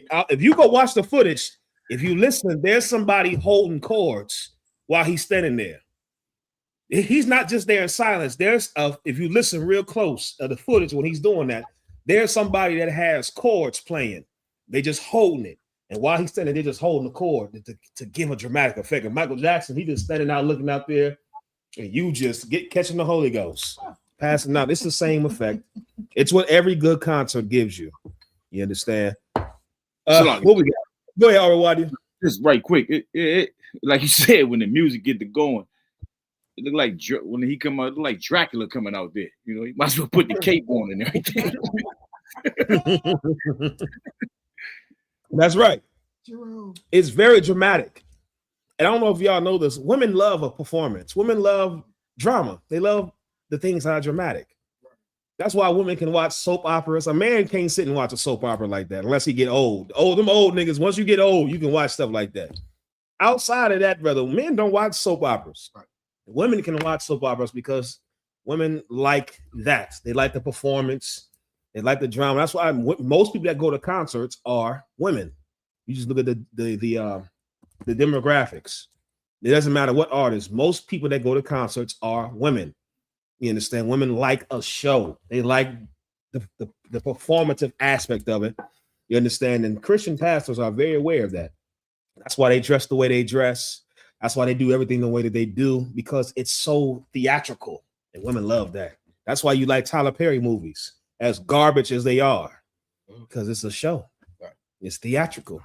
Please, Chappelle, let's get what you got. Let's get up out of here. Salak, I got the precept. If I may, you said earlier, I never heard this before today, but when you said, let them use you, that's pause right there. Yeah, let them use you. That'll pause right there. That's crazy, brother. And if I may, I know who you was talking about. Your mother might take you to counsel, you know what I'm saying, to the young man. Well, she's somebody different, so she can't. Yeah. You understand? We all did things in our ignorance. You understand? And she did what she thought was right. You understand? She was playing that gospel music while y'all was cleaning up because it kept her spirits lifted. You understand? That's what it did. It kept her encouraged, inspired to clean his house and deal with these bad kids. You understand? Now she found out she just got to deal with these bad kids. You understand? She got to deal with young man Zolan. You understand? She got to deal with the hard heads, man. She can't have the gospel music to take her mind off of how bad, he may be. She got to come in here and bring them in here. And that's what she did. Give her a hand. You understand? You Christian women, if you would stop listening to gospel music, you would see how bad your kids are and get help immediately because you're not getting help in church. You understand? You would run in here and get help for them crazy kids you got. You Christians raise the worst children. I see it. You Christians raise children that touch other children. That's who be touching the other kids too. Them Christians. No Christian children are touching everybody's kids. You understand? Bullying everybody's kids, doing all types of evil because the things are happening to them in that church and it's not being addressed. All right, let's not drag it. Go ahead, Shapat, please. Like if I may, Book of Psalms, chapter 137, verse 3. Mm-hmm. For they that carried us away captive required of us a song, and they that wasted us required of us mirth, saying, sing us one of those songs of Zion. Verse 4, how shall we sing the Lord's song in a strange land? Yeah, this is talking about exactly what was going on with us before time. Right. Christian music is not new. You understand? Christian gospel music is not new. You understand? There's music that we had that put us to sleep before. Just, you understand? The Bible is saying that our oppressors ask for us to sing them a song. Those that kill us, those that oppress us, they love for us to sing a song. That's why at Trump's inauguration, they got that Christian pastor to do the speech, to do that song. From the mountains of Georgia, from the hills of Mississippi. They love that. You understand? That's what our oppressor does. God hates gospel music. He hates the church. You understand? Let me answer this cat question. Rodney Thomas said, if the 12 tribes chart is true, can you show me a single historical source before 1969 that lists those nations as the tribes of Israel? You're not going to find a source that lists those tribes as Israel. You're not going to find that. You understand? Why would you find that? You know, I can show you. Somebody type in your phone, the Bat Creek Stone. Right. Type in the Bat Creek Stone. So somebody get that, and then somebody give me the Los Lunes tablet. Right. Give me the Bat Creek Stone and the Los Lunes tablet. Here's some historical evidence for you that is before 1969. Go ahead, Shapap. I made this more historical relics that show that Latinos and Native Americans are Jews way more than show that Black people are Jews. It's many. It's so many, brother. And people just don't know history. And that's because, again, you haven't been taught a damn thing in church. Please read what you got. Shalom, Adolphus last. I see you, brother. Read what you got. What one you got, young man zone? I got Back Creek on Wikipedia. Please read the Back Creek song. Somebody, one of y'all, or why did Shapap give me the Los Lunes tablet? Yes. Come. Read what you got, please, mighty man. The Back Creek Stone is an inscribed stone tablet now considered to be a hoax, found by John W. Emmerich on February 14th, 1889. Stop right there. Does anybody know why they are now considering this stone a hoax?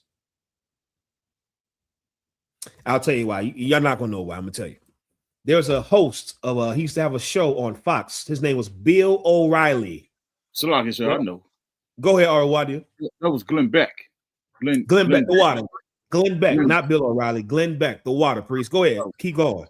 Glenn Beck. It was his last show on Fox. They fired him after he revealed this. He revealed that archaeologists, they were in the Smithsonian right here in DC. They was looking at a stone that they put away for 20 years and nobody could read it. But then another archaeologist came along and he was like, oh, he dusted it off. He was like, that's funny. It was upside down. He was like, this is ancient Hebrew right here. Right. And then, that's what revealed, about the Gadites and the Reubenites. That's correct. That's correct. Glenn Beck, who was a Fox reporter, he did a special. You can pull this up if they haven't scrubbed it from the internet. Glenn Beck, brother, did a special on this stone, the Bat Creek stone, and how he talked about how this stone proves that the Native Americans and the Hispanics are the lost 10 tribes. Because how could this Hebrew, ancient Hebrew, be over here in the United States? How could this be over here? The only way this could exist is if the people that were here first are the Hebrews. Glenn Beck did that show, brother, and that was the last show Glenn Beck ever did. They fired Glenn Beck. And the Jewish man from that time on did damage control on making sure people don't believe this. Brother, I remember this wasn't considered a hoax when I came into the school.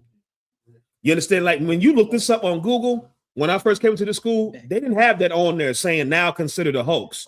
Right. They consider it a hoax now because the Jewish man is playing damage control to get people to not believe this is true. This is not a hoax. This Bat Creek stone is real. You understand? This is real. And if you look at it, this is the ancient Hebrew. I'm looking at it right here. The ah, the ba, I see the za, the wa. You understand? The I, the ma. This is ancient Hebrew. La'imla. I'm reading it right here. Kwa. Tawa. You understand? Ow. Go ahead. That's the Los Lunes. Which one? That's the Los. This the Los Lunes right here? That's the Los Lunes. And it also says the water. Now, hold on. Finish reading the Bat Creek, and then let's read the Los Lunes. So the one we reading at, the one we're looking at right now, this is the Los Lunes stone. So let's read about the Bat. Let's finish reading about the Bat Creek first, and then we're gonna go to the Los Lunes tablet. In the late 19th century, when the tablet was found, Cyrus Thomas, the director of mound excavations, concluded the inspection presented letters from the Cherokee alphabet. Stop. This presented letters from the what alphabet? The Cherokee alphabet. Go ahead. This interpretation was accepted at the time, but was contested about a century later by Cyrus H. Gordon, a scholar of Near Eastern cultures and ancient languages, who re-exclaimed the tablet in the 1970s and proposed that the inscription represented Paleo-Hebrew of the 1st or 2nd century. Yeah, a scholar came along and realized this is not the Cherokee language. They thought it was Cherokee because it was found in Native American lands, Native American territory. So they assumed it was Cherokee language, early Cherokee language. Then, of course, someone who's a historian, an expert on Eastern culture, which is what would be considered the Hebrew culture, he came along and seen it and easily said, that's ancient Hebrew. That's not Cherokee. Yeah, the Native Americans wrote this. How did the Native Americans know to write ancient Hebrew? It's because they are the Hebrews. Right. They are the lost 10 tribes. The Hispanics and Native Americans are the lost 10 tribes who came over here, you understand, escaping Assyrian captivity. That's documented in the Apocrypha, right? Let's get the Los Lunes. Read what you got. I'm gonna pull it back up now. Come, sir. The Los Lunes Decalogue stone is a hoax associated with a large boulder on the side of Hidden Mountain near Los Lunes, New Mexico, about 35 miles south of Albuquerque. That bears a 9-line inscription carved into a flat panel. The stone is also known as the Los Lunes Mystery Stone or Commandment Rock. What rock? Commandment Rock. Stop right there. Okay, let's dissect this for a second. Who would benefit from this being a hoax? if they're saying that these two things are a hoax, who would benefit from this being a hoax? Who would benefit from this being a hoax, Shapak? Those pretending to be this people. Those pretending to be these people. My question is, if this is a hoax, who would it benefit to plant this? You get what I'm saying? Like, okay, if this is not real, who put this there and for what purpose then? If this is a hoax, if this is not real, who put this there and why is it there? Like, what purpose does that serve? It doesn't even add up. It doesn't make sense. It's not a hoax. They found these and they recognized that, again, this confirms what we already knew since 1969. Blacks, Hispanics, and Native Americans are the true children of Israel. A lot of you don't even know Christopher Columbus. Type a yes or no in the chat if you knew this. Type a yes or no in the chat if you knew Christopher Columbus brought a Hebrew translator with him when he came over here. Of course, he didn't come to the Americas. He came to the Caribbean island of Hispaniola in the Bahamas. Type a yes or no in the chat if you knew Christopher Columbus brought a Hebrew translator with him. So, okay, sir, if I could, right quick. Go ahead, Arawadi. Just to add on to what you're saying right now, you know, in the late 1870s, right in Puerto Rico, they found the Nazario collection, which it's a bunch of rocks with the Lashawan Quadash written all over them. A bunch of rocks in Puerto Rico. Forget about it. Brothers and sisters can look that up as well. Salakia. Type in, where was the oldest commandments found? Somebody type that in. Where was the oldest written commandments found at? Where was that written? Type that in. Let's see what it tells us. Look at the yeses and nos. Let me see what we got. Kobe said Khan, Arwadia, Alicio, Jeshurun, Michael Love, Young Man Zolan, Omar, Simba said yes. Adolphus Last said no. Yapaya said Khan. Mario said Khan. Barakwana Khan. Adiyana said La'ah. Warrior Yahawashai said La'ah. Sharab Bath said La'ah. Chupa Naswan said La'ah. Nadabah said learned it after joining UPK. Commonwealth said Khan. Yeah.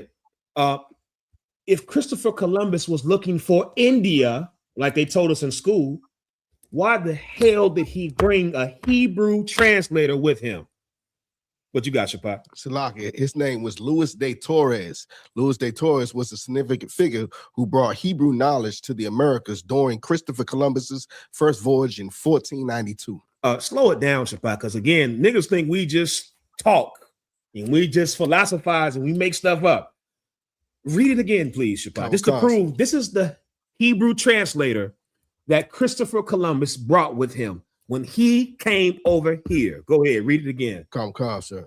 Luis de Torres was a significant figure who brought Hebrew knowledge to the Americas during Christopher Columbus's first voyage in 1492. Why in the world would Christopher Columbus bring with him an expert in Hebrew knowledge and a translator in the Hebrew language? Why would he bring him with him on his first voyage? That doesn't make sense. The narrative that we were taught, Christopher Columbus was looking for spices. Christopher Columbus was looking for, they were trying to escape religious persecution. He was looking for a church. They told us, bro, they told us all type of lies. I've heard many different lies within school, just from going to different schools. They said Christopher Columbus was looking for a different route to China. They said he was trying to find India. They said he was looking for spices. They said everything except what really he was looking for. Some people say he got lost. Oh, that's a lie.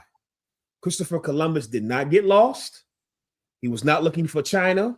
He was not looking for India. He wasn't looking for no goddamn spices. Christopher Columbus knew exactly where he was going and exactly who he was looking for. Right.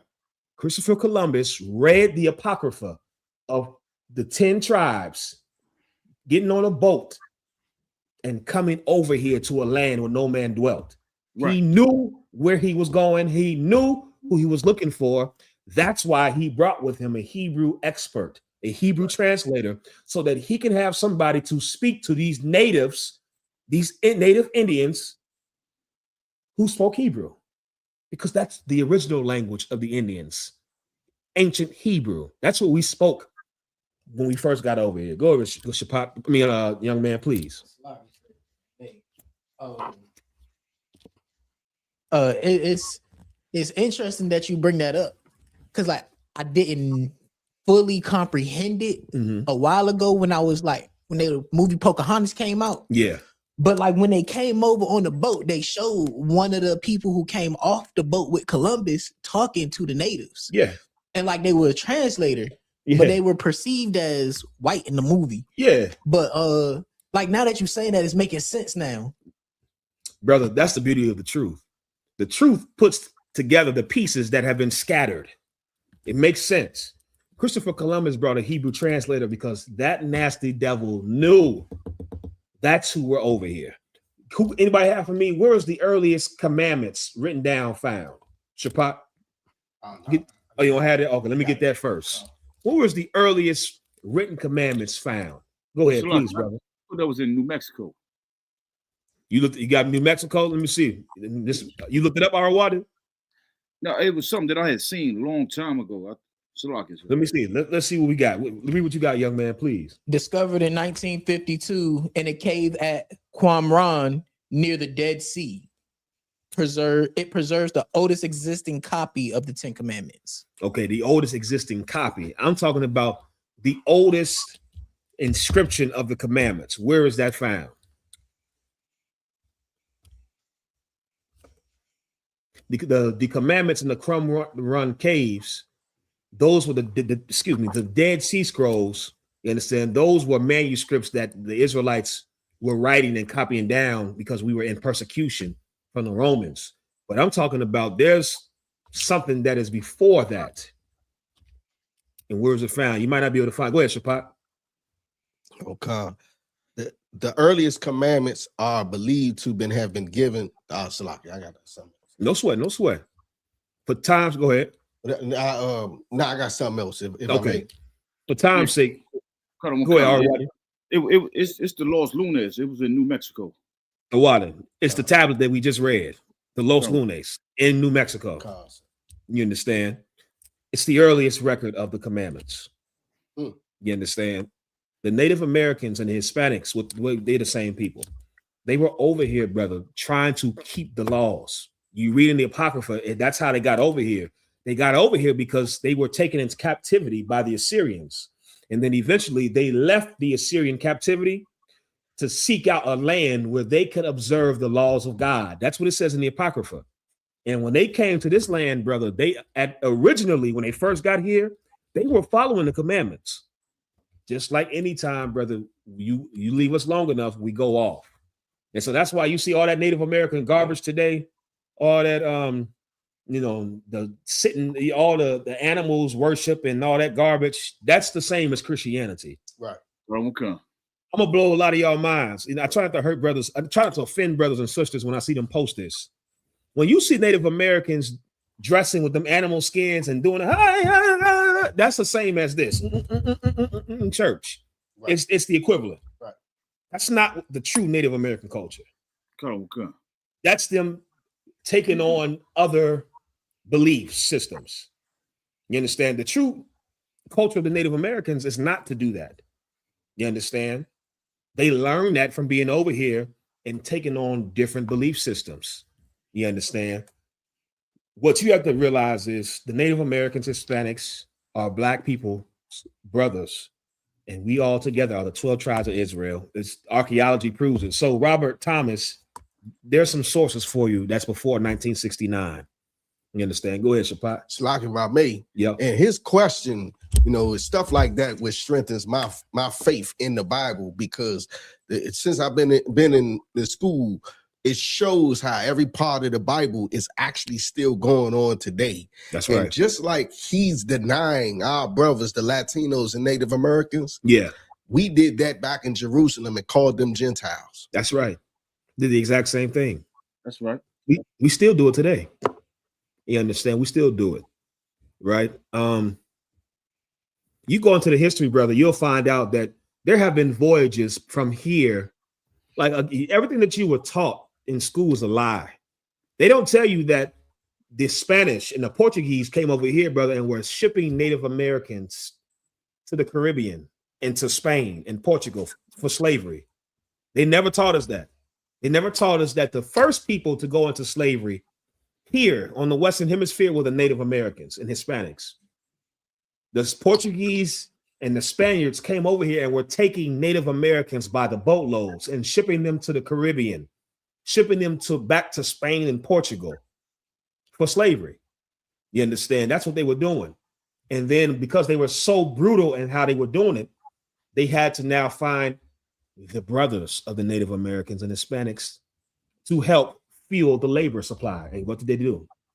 They came and got the other 2.5 tribes of the Native Americans and Hispanics. And they went, did the history, and they realized that we, Judah, Benjamin, and half of Levi, were in the west coast of Africa because we fled from Israel in 70 AD before that. And then we were warring all with the Africans and got pushed through Africa to the west coast of Africa. You understand? And the Europeans made deals with the Africans, and the Africans went and rounded us up and brought us to these slave ports and sold us to these Europeans. Brother, the 12 tribes of Israel are the only people to go into slavery with ships. Hispanics, Native Americans, Black people, we all have went to slavery with ships. If you didn't know that, it's because you didn't know history. You understand? Do we have, go ahead, Shapap. It's not, okay, there you go, just popped up. Right, you look at this map right here. This is a map of the west coast going into the interior of Africa. And if you look in the yellow, you understand it says Negro land. That's very important because Africans were not considered Negroes. Africans were not considered niggas. Still to this day, Africans don't consider themselves Negro, and they're not. That area is where the children of Israel lived. You also have a map that says Kingdom of Judah, where we lived in Africa because we lived separate from the Africans. We did not live with the Africans. You understand? Nobody tells you we were warring with them. We were warring with the Africans because they did not want us in their land and they were jealous of us. Just like white people today are jealous of how we built Black Wall Street and we built Rosewood and they burned it down. Brother, it was the same thing in Africa. Imagine you got these people that's in this land, and you Africans been in that land for so long and you ain't built the goddamn thing. And then you see these people come in, these Israelites, these Black people come in and they start building civilization. They established government. They established kings. You're going to get jealous. And them Africans was jealous of Black people, brother. They were jealous of how civilized we were.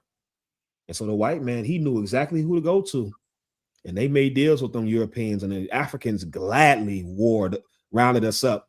You understand? That's how they knew where to go, because we were in one area. They knew where to go. You understand? I ain't going to drag it on further. Sir. Please, go ahead, priest. Right quick. This right here, the Negro land on the Ivory Coast, this is why a lot of our people, mainly our Judite and Benjamite brothers and sisters, and a portion of Levi, that's why they think that their ancestors is African, because of this right here. But this right here is right there where Togo and Benin is at. Right. Zoom out, please, Shapar, so you can see it. Right in between. It should be right in between Ghana and stinking Nigeria. You know? It's right there. So it's right there. And this is the reason why they be thinking that they might have African ancestry, especially when they go take those tests. And they straight up believe it. But Salak, that's right. That, brother, I found out recently, like last week, the sister of my father, my pop's sister, hit us up, and she and her husband did some research, and they found out where exactly my father's people came from, and they were able to trace back the ship that came from Ghana. You understand? That came from Ghana and went to Trinidad and Tobago, and from Trinidad and Tobago to Mississippi. Africans were not on those goddamn ships. That's right. We Israelites, Negroes, were put on those ships, brother. Like Officer Arawaji just said, that there's a movie that came out a couple years ago called The Woman King. The Woman King with Viola Davis and a bunch of other bald-head African women. And in that movie, The Woman King, the tribe of those women were the Dahomey tribe. If you do your research, which I did at the time, I did a video about it. The Dahomey tribe, brother, were notorious for being slave catchers. They were Africans that were famous for rounding up us, black people, and bringing us to these slave ports in Gold Coast, in Ghana, in Benin, and Togo. If you look up the Dahomey territory, it's where Benin and Togo is today. The Dahomey tribe, they are the ones who rounded up the last slave. Anybody know the name of the last slave that was brought to America? The last recorded slave. Shapak? He got a famous name. Yeah. What's his name? Uncle Tom. Nah, not Uncle Tom. It's Cujo. Cujo. Yeah. You understand? The name of the last slave that was brought to America was Cujo. And he was, keep in mind, this is in the 1800s. He was old enough to tell what was happening in Africa. And he talks about how vicious those Dahomey warriors were towards our people. You understand? You can look this up. The name of the ship was called the Clotilda. The Clotilda was the last recorded slave ship, because they don't tell you how the United States was still illegally partaking in slavery even after slavery was, quote unquote, abolished. And that last ship came into Alabama. You understand? It came to Alabama, and on that ship was a brother named Cujo. And there were white people at the time that were going across the country and interviewing slaves, and slaves that had just been free. And Cujo, brother, was able to tell you, he remembered being rounded up by the Dahomey warriors and brought to the west coast of Africa and sold and put on those ships, put on that ship called the Clotilda. We're not Africans. Africans did not go on those ships. There were not Africans on those slave ships, brother. Israelites were on those ships. The children of Israel were on those ships. You understand? Just like the Bible prophesied would happen in Deuteronomy 28:68. Israelites were on those goddamn stinking ships. And here we are today, taking back our culture, coming back to who we are according to the Bible. You understand? Simba says Somalians and Arabs and the Portuguese in East Africa. That's correct. You understand? That's how we got to the west coast of Africa, because we were warring with the Arabs and the Somalians and Ethiopians in East Africa. You ever hear somebody say Ethiopia has the oldest Bible? That's a lie. The only reason why Ethiopians have a record of the Bible is because of our influence from being there. That's why. That's why you see Africans that still practice quote unquote Jewish customs.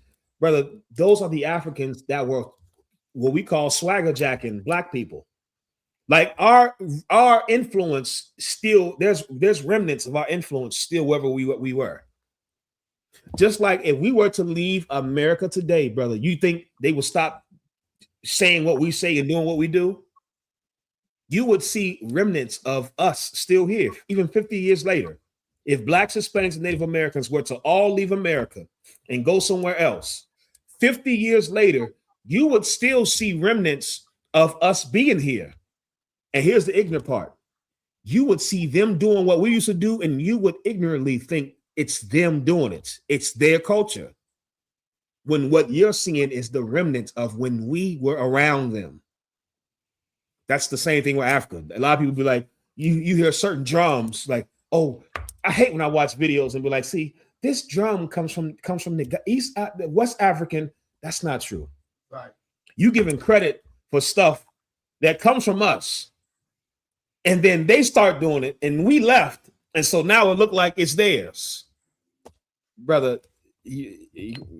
anything great, just give it, attribute it to us until somebody prove you otherwise. Right. That's the safest bet. Anything great and meaningful in society, just attribute it to God's people until somebody else come and prove you wrong. Right. Because that's the truth. We are the makers of civilization, and we were able to do that through the law, statutes, and commandments. Go ahead, Shapak. Like if I may, the Bible said we are the former of all things, and that's why they sound so terrible in the Congos and they music. Ain't nobody getting famous from African music. They using our music to get famous. But if I may, right. if you want, I do have it on the screen where it says Kingdom of Judah. Oh, let me pull that up real quick. Concert. Salaki, right. While you get that, sir, if I may. Yep.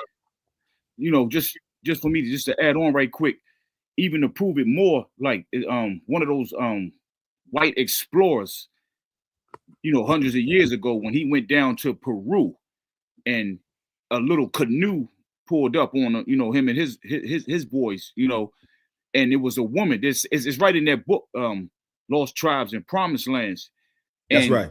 The sister spoke the Hebrew because he had a Hebrew translator with him as well. And she said, you know, what we say, you know, Shemai, Yasha Allah, Yahweh Allahaya Nawa Yahweh Akkad, you know, here, O Israel, our God, the Lord is one.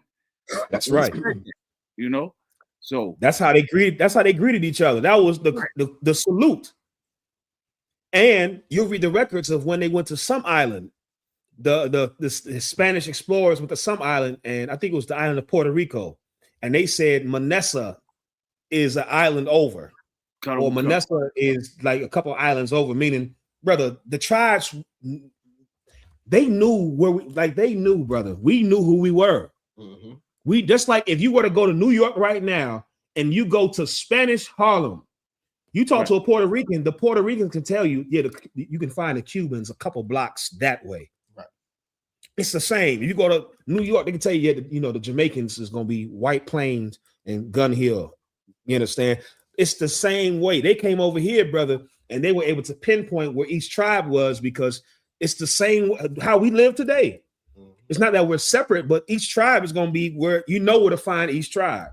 Just like if you go to DC, the Mexicans live here, even though they all Hispanic. Okay, the Mexicans live here, the Puerto Ricans live here, the Jamaicans live here. You can find that in every city. It was the same way. Right. The Spanish explorers went to Puerto Rico, and the Puerto Ricans said the Manessa is an island away. I believe I'm paraphrasing. Joseph, he said Joseph. Oh, Joseph, that's right. Or Joseph is they went to Cuba or one of the islands, brother, and they said Joseph or one of them is an island away. That's how you know, brother. We're the children of Israel. Shalom to Narrow Lee. You understand? With that, make sure you like and share the stream. If you tuned in all the way to the end, I know we went over, so like it, everybody. I apologize. I didn't realize the time. I apologize to everyone. If you've made it to the end and you're not offended that I went over, type a fire emoji in the chat. If you made it to the end and you offended I went over, just type in the chat council. You understand? And we got to go to council. You understand? Let's see who all we got up in here. Shalom Trooper Patak, I see you. Owawadi, I see you. Jesharon, Michael Love, Nadaba, Barack Wana, Trooper Patak, Dontasia, Kamawal, Warrior of Yahweh Shai, Mike, 88, Young Man Zolan, Shirash, Mario, Kobe, Alicio, Omar said, excellent class, Most High Christ, brother. Adi Yana, Shapa said counsel. I was waiting on one. Yapaya, no, don't sweat. Yapaya, Kwamada, Simba, Maria, Sathora. Salute Yo CC Pushkin. I see you. Amanabov, Trooper Nasa One. You understand? With that, we'll pass the class over to Priest and Officer Shapat Daya. Let's get these real quick, Shapat, please. I.S.U.P.K security announcements. We at the I.S.U.P.K out of 1 West 125th Street, Harlem, New York, under Commander General Yahanna. Rules for new brothers and sisters. When a new brother or sister comes into the truth, they are off limits for 6 months. They're to be saluted only. They're here to share themselves with the world. After 6 months, if a brother or sister has an interest in a particular person, he or she must get permission from the head to speak to a brother or sister. There's another 6 months in which the brother or sister will court each other. After this 6-month period, the brother or sister will get permission from the head to marry.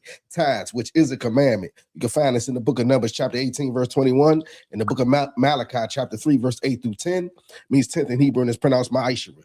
10% of any penny of any increase the Lord gives you, give to the treasury department or teacher. Priest fund, free will offering for priests, not mandatory, whatever amount you would like to give. Upcoming holy convocation.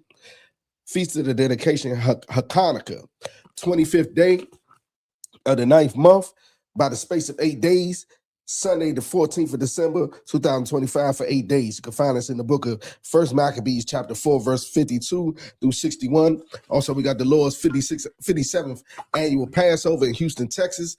It's $200 Passover fee for anyone 17 years of age or older. Make sure you get your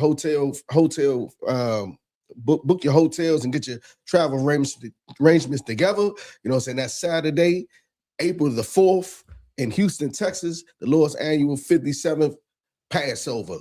Anything else, sir? No, you too almighty, man. Come on, sir. Remind Akim to check on social media such as ISUPK.com, Facebook, Twitter, YouTube, and so on for I.S.U.P.K events and materials.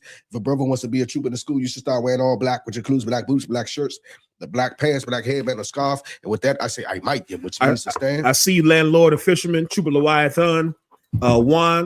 Juan Guevara said, I usually like saving this class for the next day for my semi. I understand, brother. Get it in. Watch all the classes while you're on that road, brother. Stay strong. You understand? While you're on that road, too. Strong and safe. You understand? We'll give a courtesy salute to the teacher. Shabbat. Mike. Barak. Y'all give Matar. Class dismissed. You're right. Shalom, Israel. Shalom, or Wadi, the water joining too. No sweat, sir. Shalom, Lord of Christ. Shalom, Lord of Christ. Shalom, Israel. It's that time again. The I.S.U.P.K. under Commanding General Yahanna presents the Lord's 57th annual Passover. That's right, the Lord's 57th annual Passover, April 4th, 2026 in Houston, Texas. All Black, Hispanics, and Native Americans are commanded to observe the Lord's Passover. This will be the biggest Passover to date. You do not want to miss this. Fresh lamb, fresh wine, and bitter herbs as commanded by the Most High. Only $200 per person ages 17 and up. The biggest event of the year. There is only one Passover, and it's under Commanding General Yahanna. See you there, Israel. Shalom. Nobody else there to compare to. Train for war, men of war, and war like apparel. Prefer our leaders, can't get between us. Watch where you stepping.